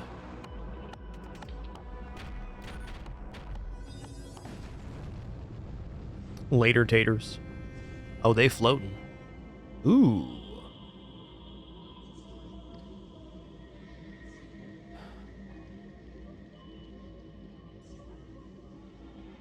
So Etheric Gate is a really nice spell, and what it represents is the possibility to use these fusion charges on the final fight. So it's kind of tempting there, but Power Axe and 17 Scrap Metal is good right now. I'm just going to take this. I'm going to take whatever vessel improvement I can get right now. I got to have it. Okay. This did get us to 227 scrap, which is awesome. Crew contracts equipment is probably a good target for us. Alright, I'll brave one more node without to getting 3 shields here.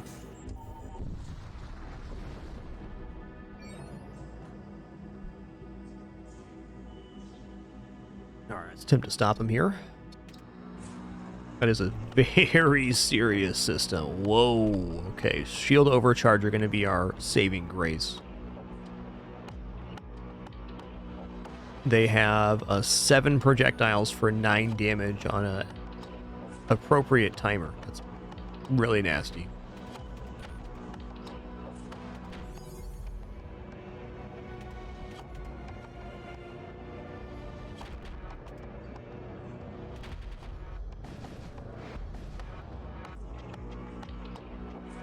Alright, that's better.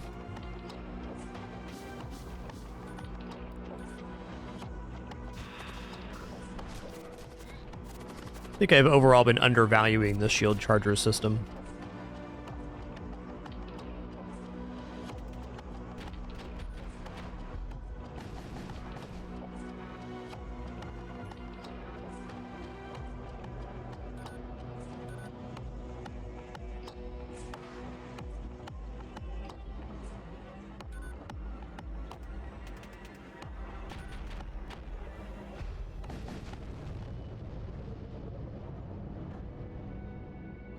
All right.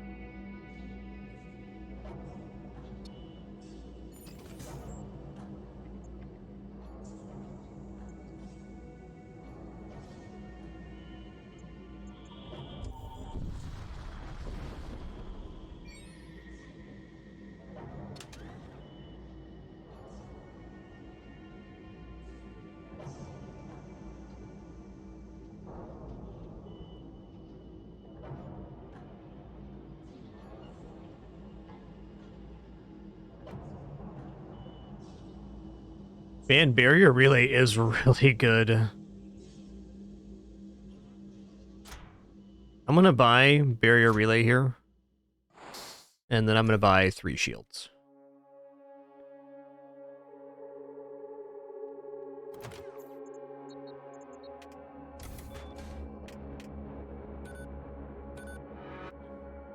Okay, great. So now every 2 weapons we fire, we get like a little micro shield on one of the systems, which is very good because it also blocks psychic projectiles.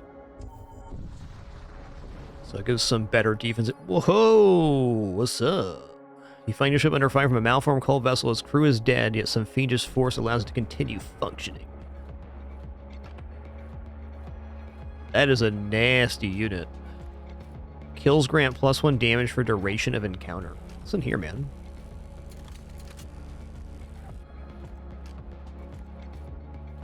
It's got to hit weapons. We're going to be all right.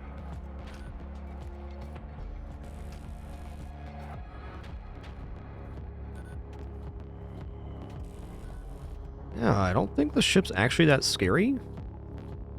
The demonic summoning is actually kind of nasty, though. Oh, okay. So on this one, I'm actually going to go for the Demon Heart. Or directly for shields. That's tough. Guess we can send him back to the ship after the Demon Heart summons, so we'll go for shields here.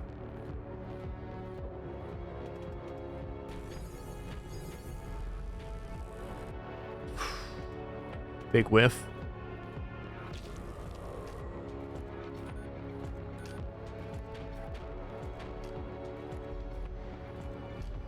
Oh, nice. It absorbed it. Didn't know that could happen. There we go.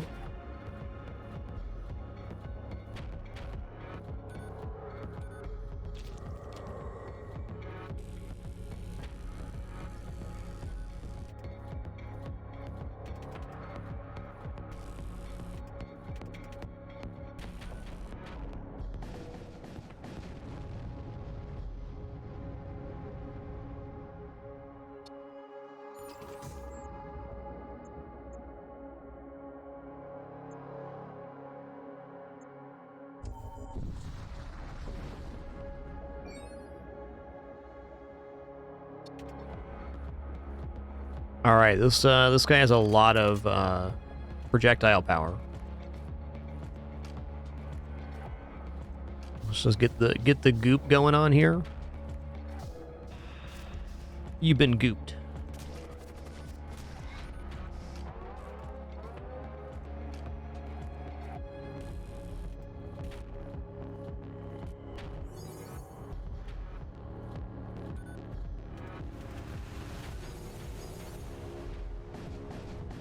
Nice.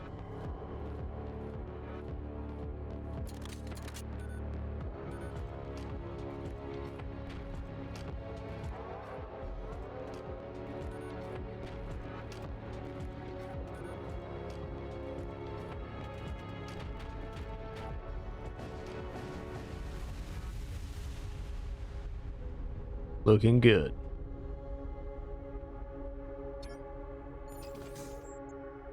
Oh, corrosive gases. I mean, it's very likely to be a fight node, so I think we got to take it.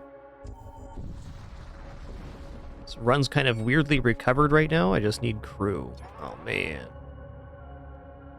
All right, corpulents make gas, which is annoying, but fair. Let's just summon Rot Spawn here for now. And then I'm going to have White clean up here.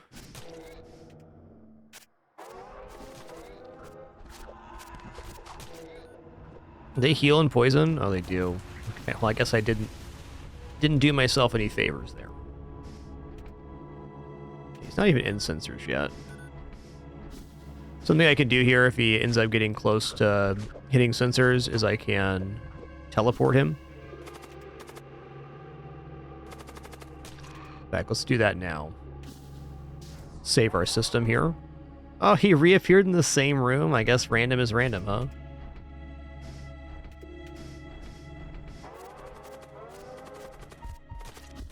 Oh, snap. He exploded. Okay, fusion charge.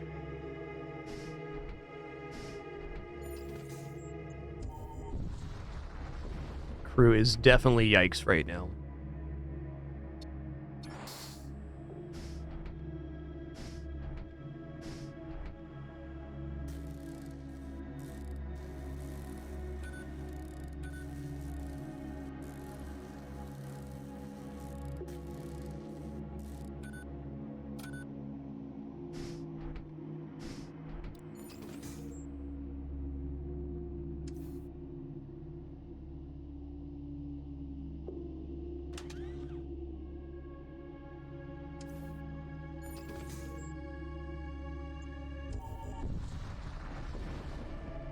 Crew contracts looking more important than ever here.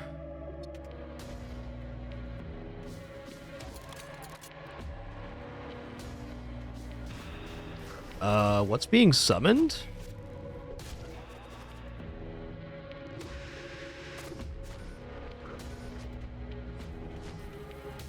Has to be a Doom effigy on board.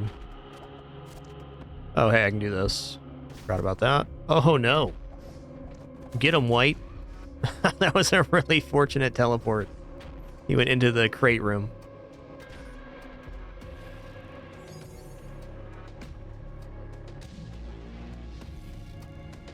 Little serendipity for you.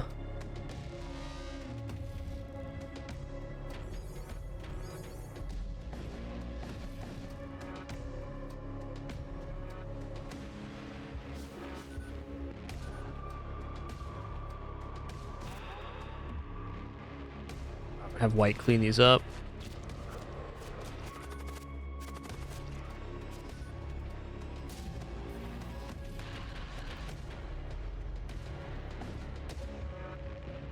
So fortunate.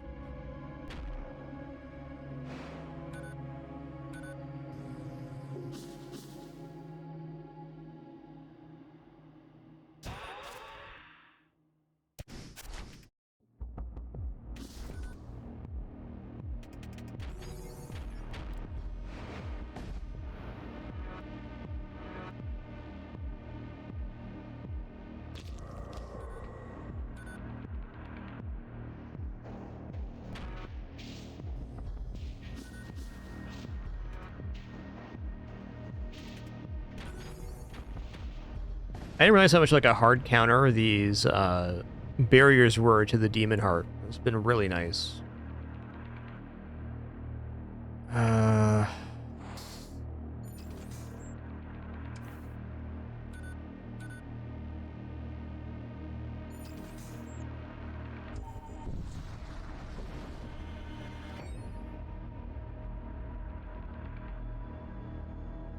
You briefly detect a chromic vessel on your sensor without it detecting you in return. The violent ionic pulses of the nearby star have masked your presence. This may be a good opportunity to gain the upper hand. Let's pursue them. Okay, flare missile does hull damage. These are pretty bad. 7 projectile count fuselage 2. I really need to use the shield overcharger on that. And we kind of have to ignore the missile launcher here, which is unfortunate but fair. I don't know what you're summoning, but I don't like it. Should have done that sooner.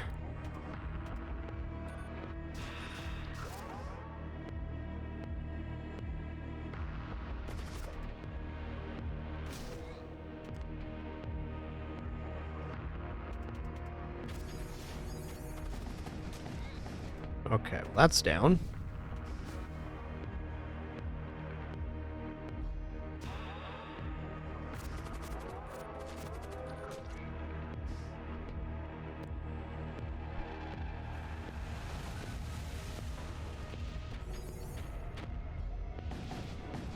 Nice.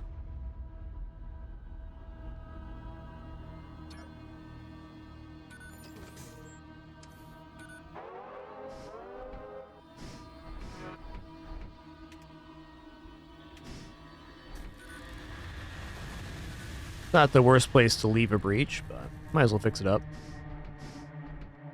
Got 2 rests coming up here, so we have the store next.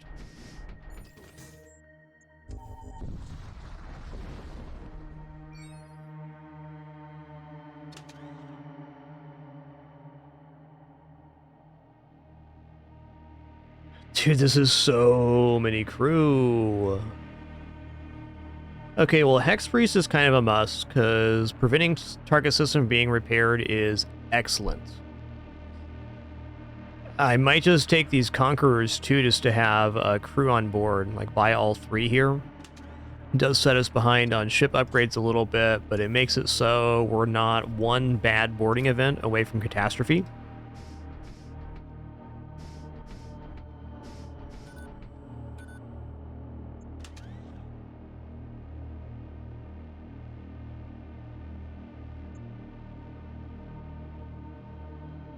All right.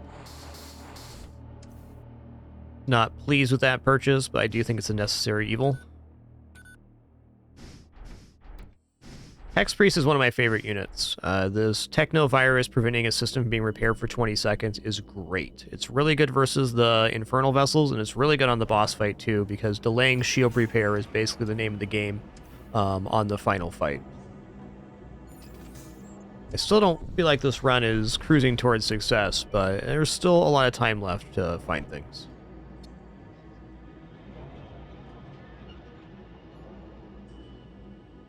What happens if we alert the authorities here? I haven't tried this option yet. The commander station here decides to ramp up security in response to the recent events. As you unlock your ship from the outpost, you're intercepted by an Imperial patrol ship unable to produce the requisite ident code. You're forced to fight. Let's see. Okay, pretty nasty setup. They do have boarding here, so we'll use counter boarding.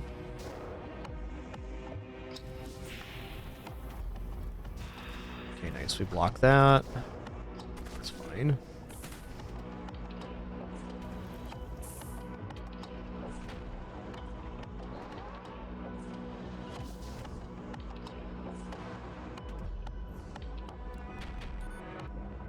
Okay, the Retributor 3 is going to be coming out here shortly.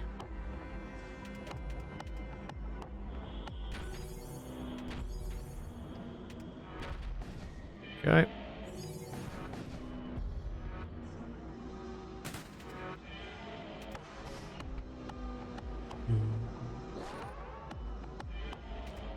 I can just wait for the cooldown here. We're fine.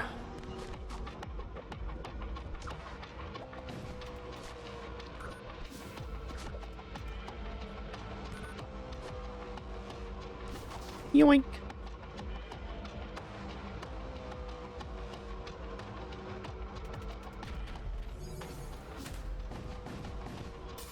They went back already? Oh, man. They really want to fight me. That's fair. Can't blame them. You guys are breaking down separate doors. You guys have humanitis. Be honest now. Be honest.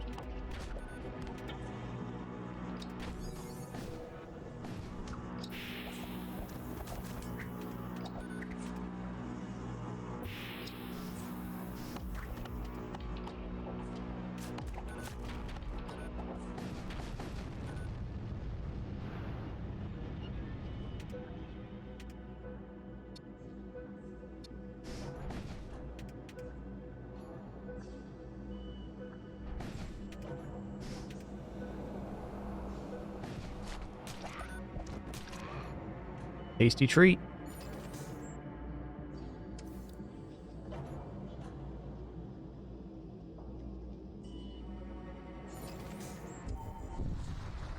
Wow.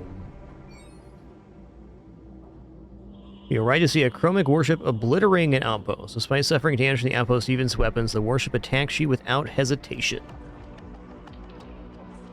A pretty weak setup here. Injured and kind of low tier for where we're at. Appreciate the gimme here, game. Need one of those. Need about 18 of those, actually.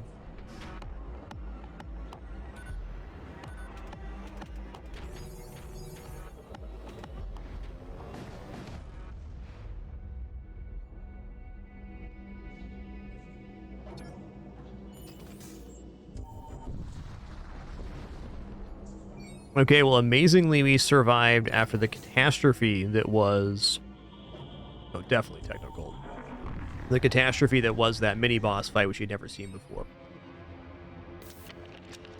Just a quick restroom break for me here, and then we'll continue this run. Ads are also about to play. Let's play. Thank you again. It does support me a lot. If not, totally understand. Be back in just a minute.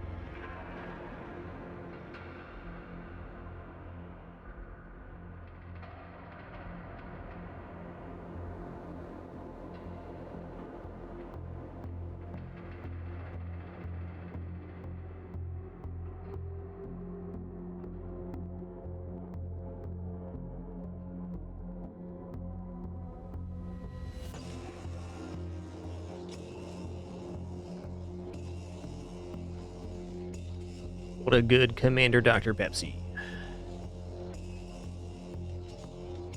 Alright, so I'm thinking here, while the ads are playing during our break, like, what do I need to actually win this one? And I think I need at least a couple more crew. We have to get the Siege Bombard up to 3. We have to have a lot of things go right, probably including having our boss fight be one of the more beneficial ones. That's asking a lot. More crew contracts is okay. Ship armaments seems like we must absolutely get this. So I think I'm going to head just to the ship armaments. I mean, crew contract sounds nice, but I have about 400 scrap I need to spend on the ship before we're really competent for the final boss fight. So we got to get that scrap on hand. And since we're going to be skipping the Psychomancy consumable store, let's just go ahead and upgrade our reactor here. Let's go to 3 engines. Certainly not a bad idea.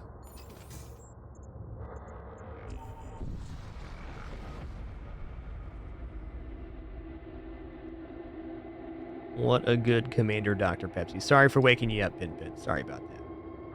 Gotta do a full cleaning cycle now. What a bad dad. Explore the shrine. Intruders detected. Oh, listen here, dude. What's this guy at? Lux Priest?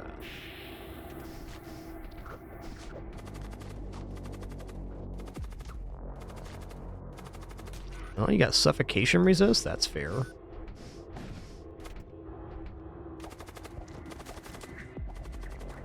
Dice Fire. Ooh. 3 damage while nearby ship systems.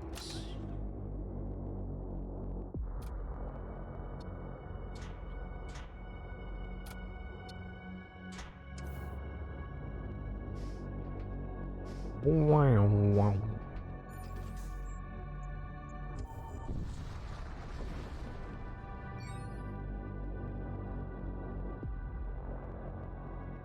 A subspace rift opens up off your bow. A technical vessel trembles out of the rift, spewing flux vapors from gashes in its hull. It fires upon your vessel in a frenzy.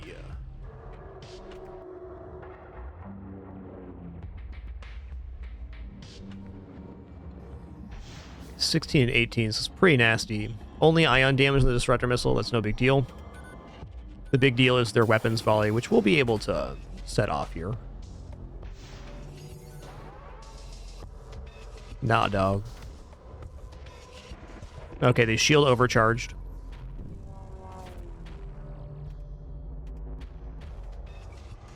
So I'm just waiting for the shield charger to be done with before I fire off this volley here. You weren't supposed to board again so quick, man.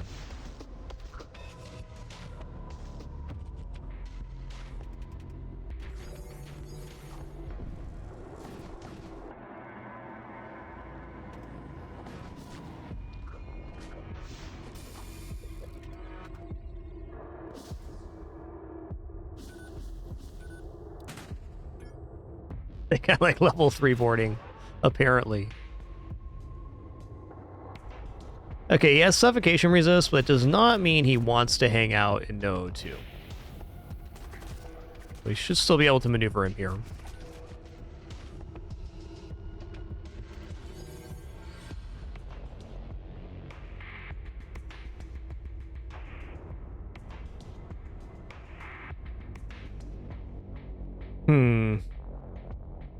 So, I mean, I had the kill volley after the shield overcharger goes down, but I'm considering waiting to send this crew back with the chaos port before we do that. Seems probably a good idea.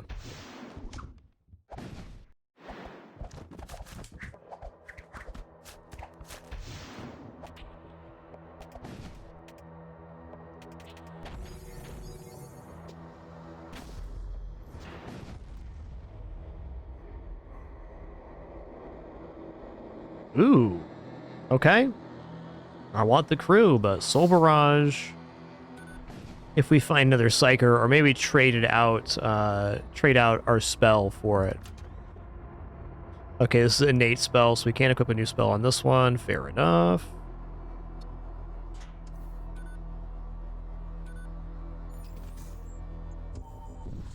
You know, I should have gone up there, but I didn't. Alright, time to think like a machine. Correct the air.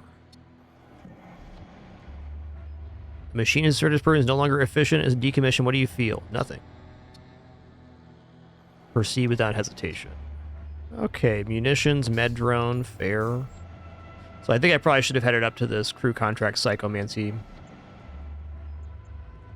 I mean, maybe we even do that instead of crew contracts instead. There should be more stores here. I'm going to go towards armaments. But yeah, if I could take that jump back, I would have gone for the crew contract psychomancy, though. What are we actually affording in terms of crew right now? I don't know. It's been a very fun run, but it's also been one of our most scuffed runs.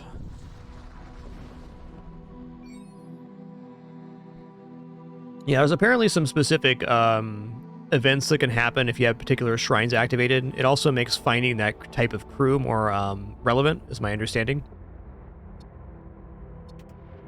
Whoa. Listen here, bud. 4 shields as well. This is a serious one. Wish I bought 2 Siege Bombard now. Anywho's, here we go.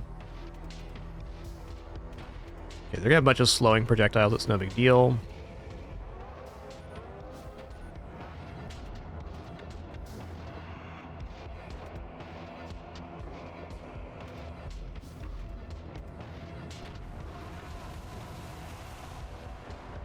Okay, all 3 of these fire at 17 seconds. That's our moment.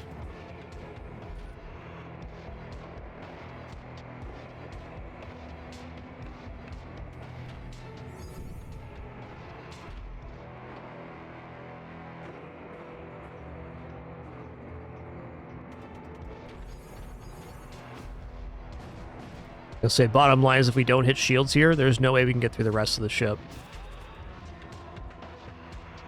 Summon a Necrolurge? Come on, dude. Necrolurge, though? Don't be rude now.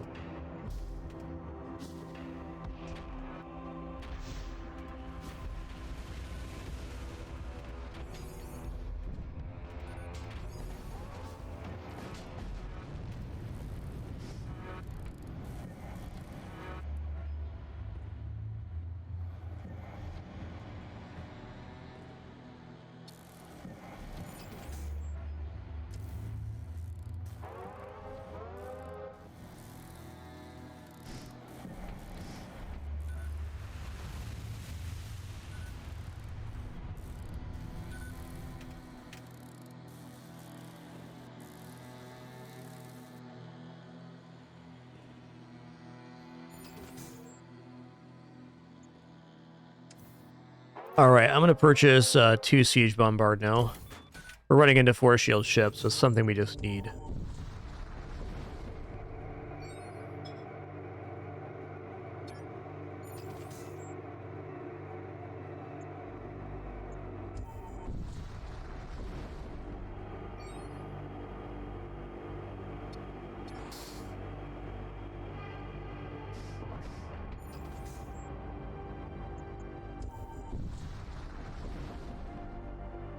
Okay, energy beam. It's at least a sellable resource.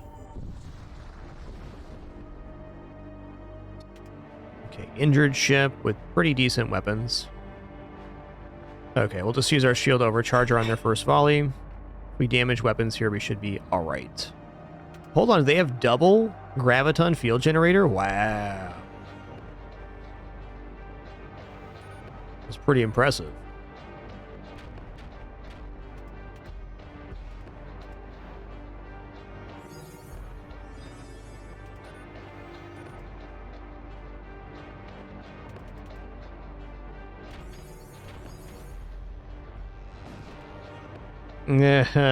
Not exactly great. We're going to load this up here. At least we can stop the repair from happening.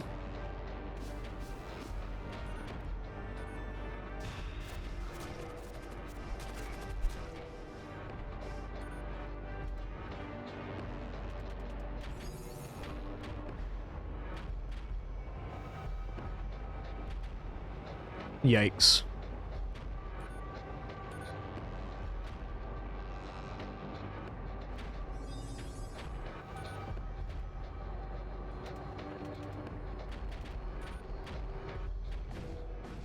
Nice.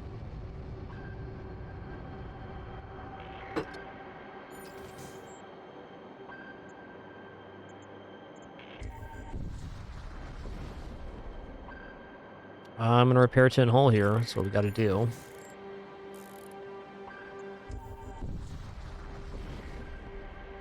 Yes, Daisy, is about that time, isn't it?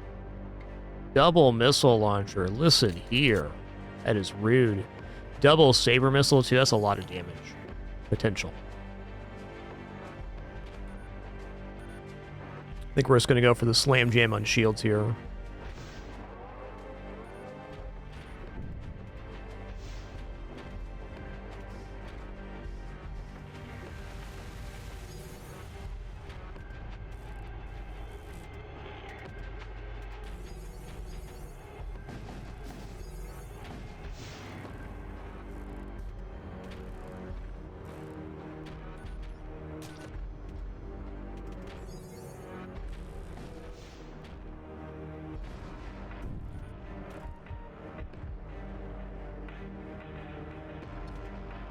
Who's almost dead? You are? Okay.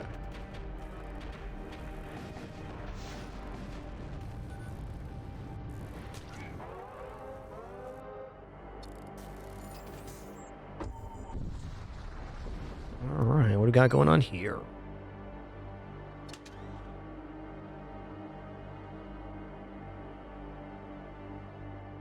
Storm Cannon 3 is a very major piece of equipment.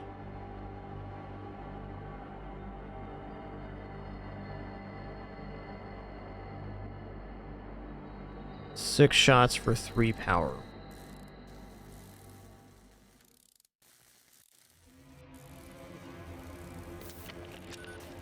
I mean, I kind of feel like the Storm Cannon is maybe our chance at getting a win.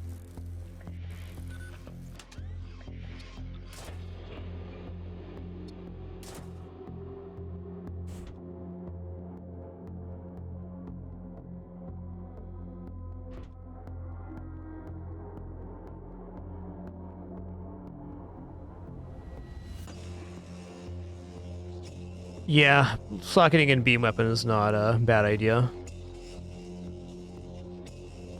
Damage efficient anyways. Yeah, I don't think so though. I think we're here.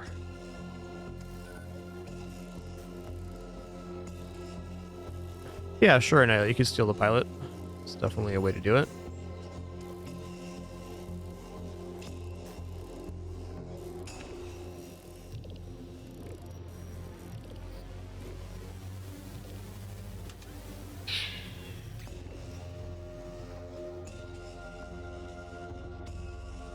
I think I'm just going to wait for whatever the next store is.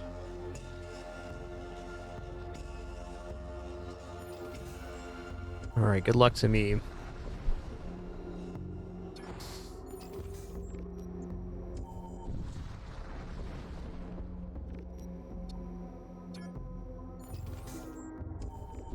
To the Stargate.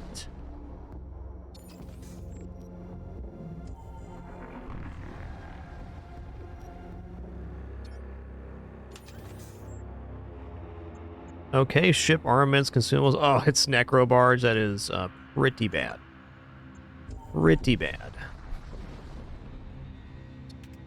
Our last 4, in fact, have been Necro Barge.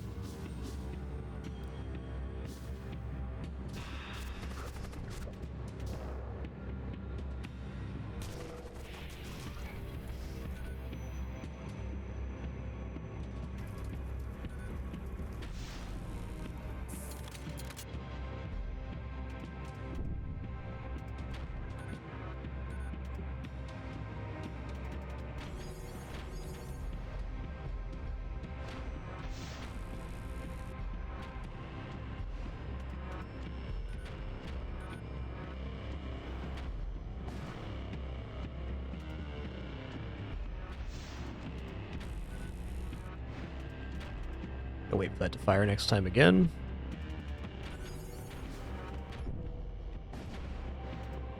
Big misses there, damn.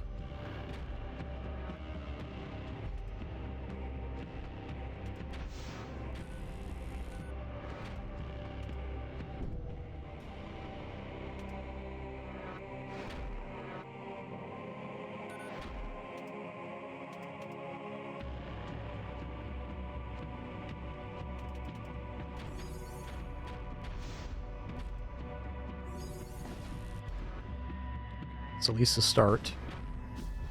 Oh, wow, it's still hit even with through the shield overcharger? That's pretty spicy.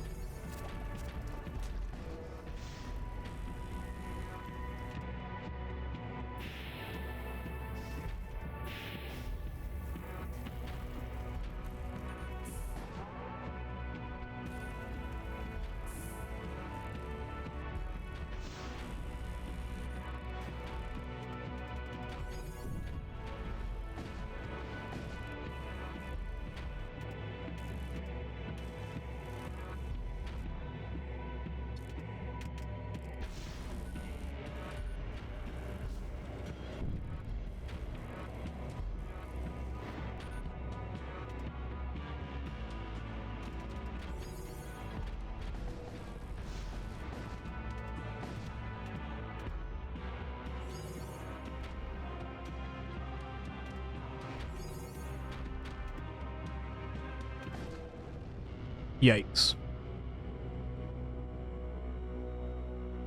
Okay, we'll definitely take the husk here.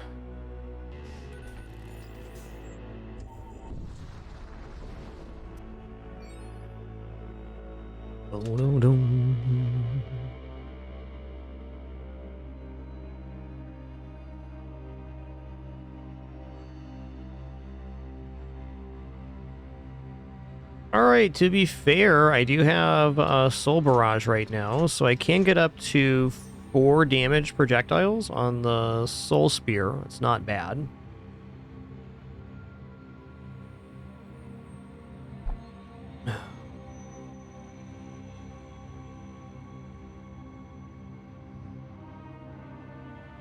Death Knight will certainly be good for defending the ship too, so maybe I have to buy this and the Soul Spear.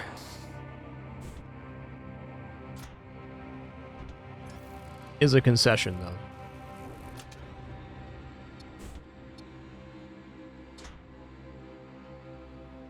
Yes, Daisy do. I do know what time it is. Thank you.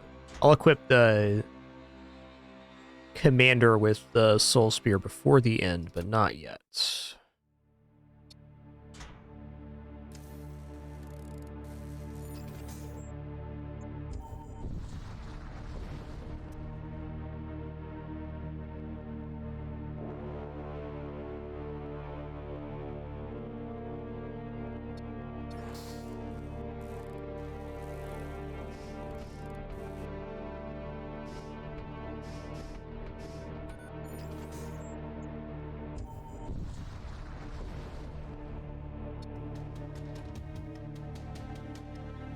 Okay, not too scary here.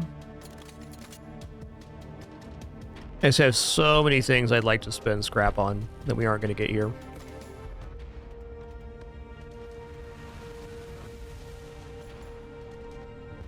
At least this ship's pretty straightforward.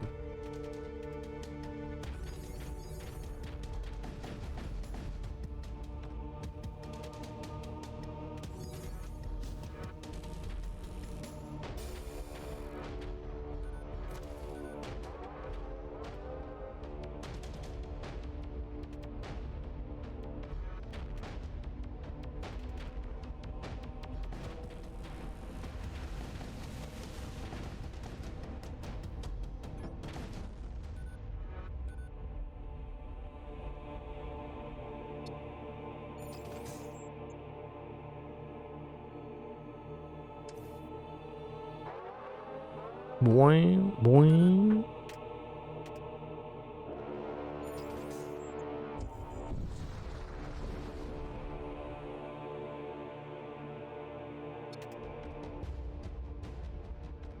All right, we're gonna load this up.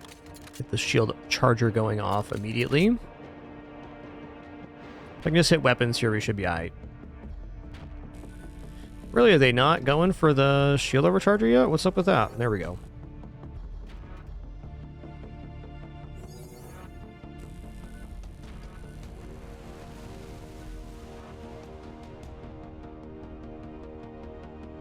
Daisy, I am absolutely aware that food's down here, okay? I am aware. You don't need to keep coming over and yelling at me. Thanks.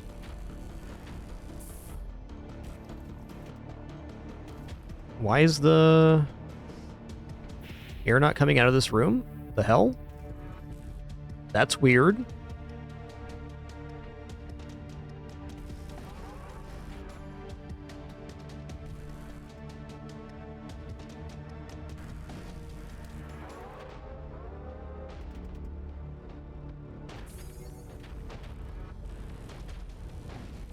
Okay, at least we hit.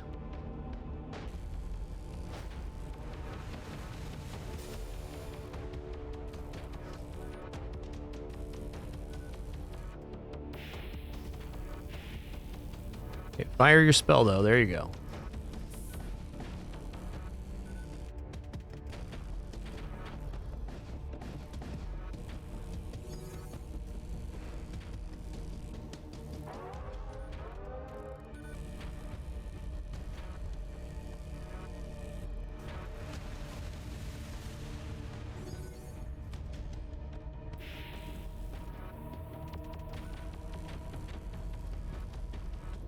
The shield overcharge got me big time there. Fair.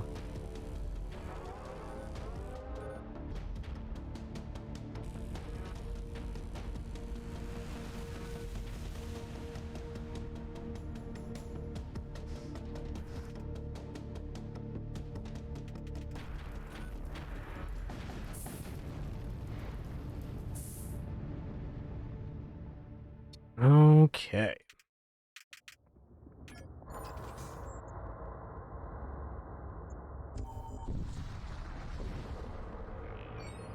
Yikes.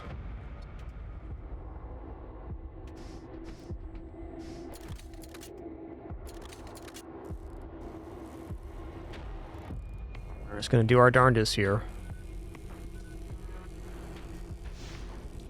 Might even just run from this fight. We'll see. Not sure I can afford to give that up.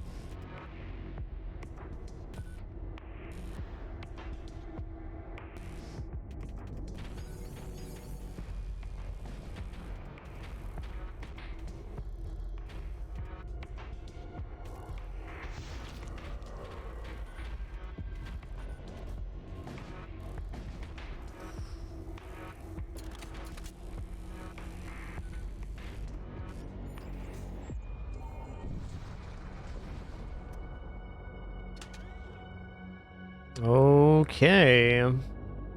Inferno Beam is a pretty good weapon, but I just don't have the way to get shields down right now.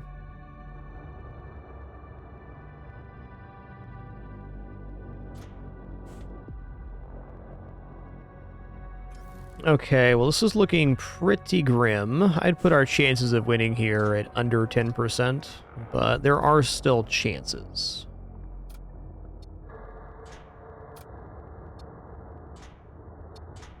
One thing we failed to do here is get a way for us to access our fusion charges. So I think really all we can do here as far as upgrades is go for 3 Siege Bombard and a power bar, and then just try to DPS race, which is asking a lot since we don't actually have that much DPS. But it's where we're at.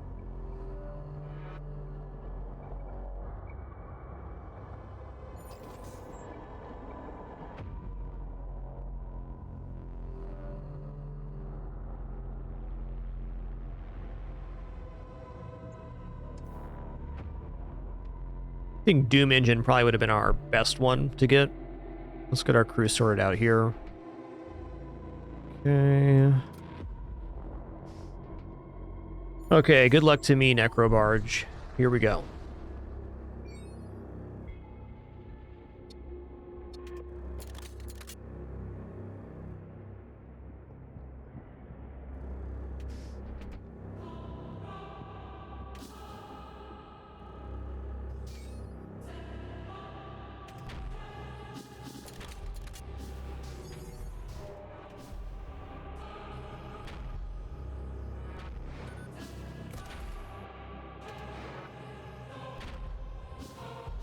Trying to get the shield overcharger activated. Why is it not activating?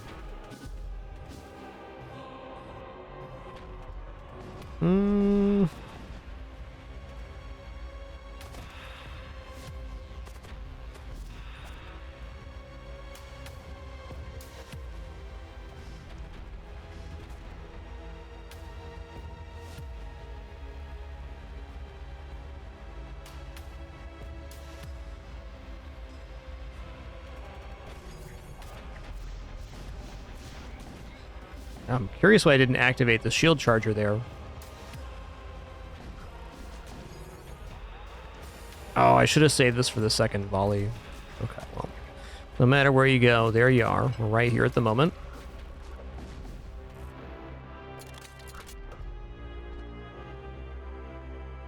Anybody need healed? You do. Back to your systems, please.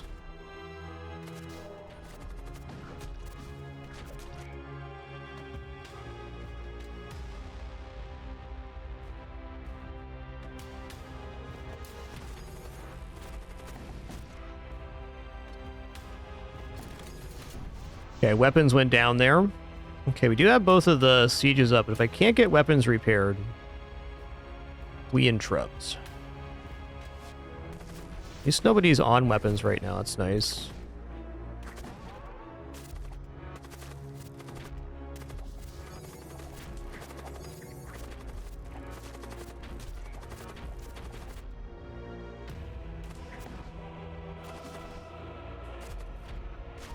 Sacking sensors here.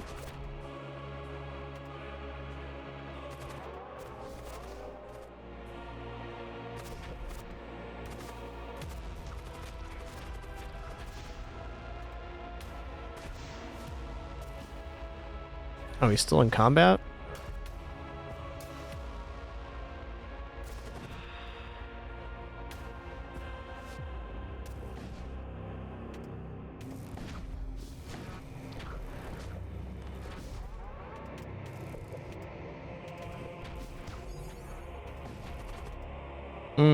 Shields can't be damaged. Yikes.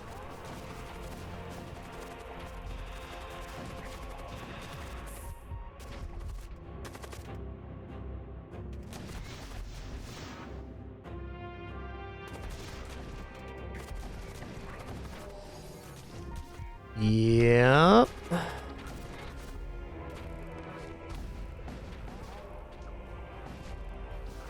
All right, GG here. This was a very fair attempt given our situation, but we got wrecked.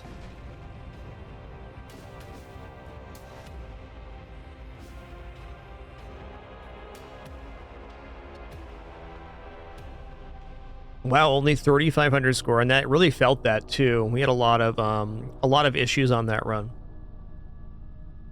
Very low scrap, very low crew, and we had the catastrophe on the mini boss, which was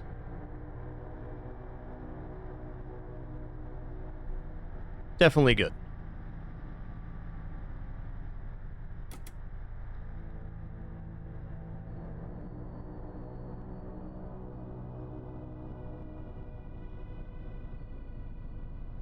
No, summons cannot man station.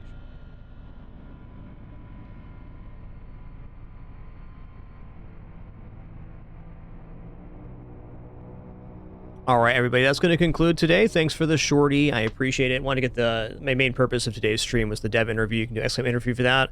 Also post that in the Discord too. I'll probably do a YouTube upload in about a week for that as well.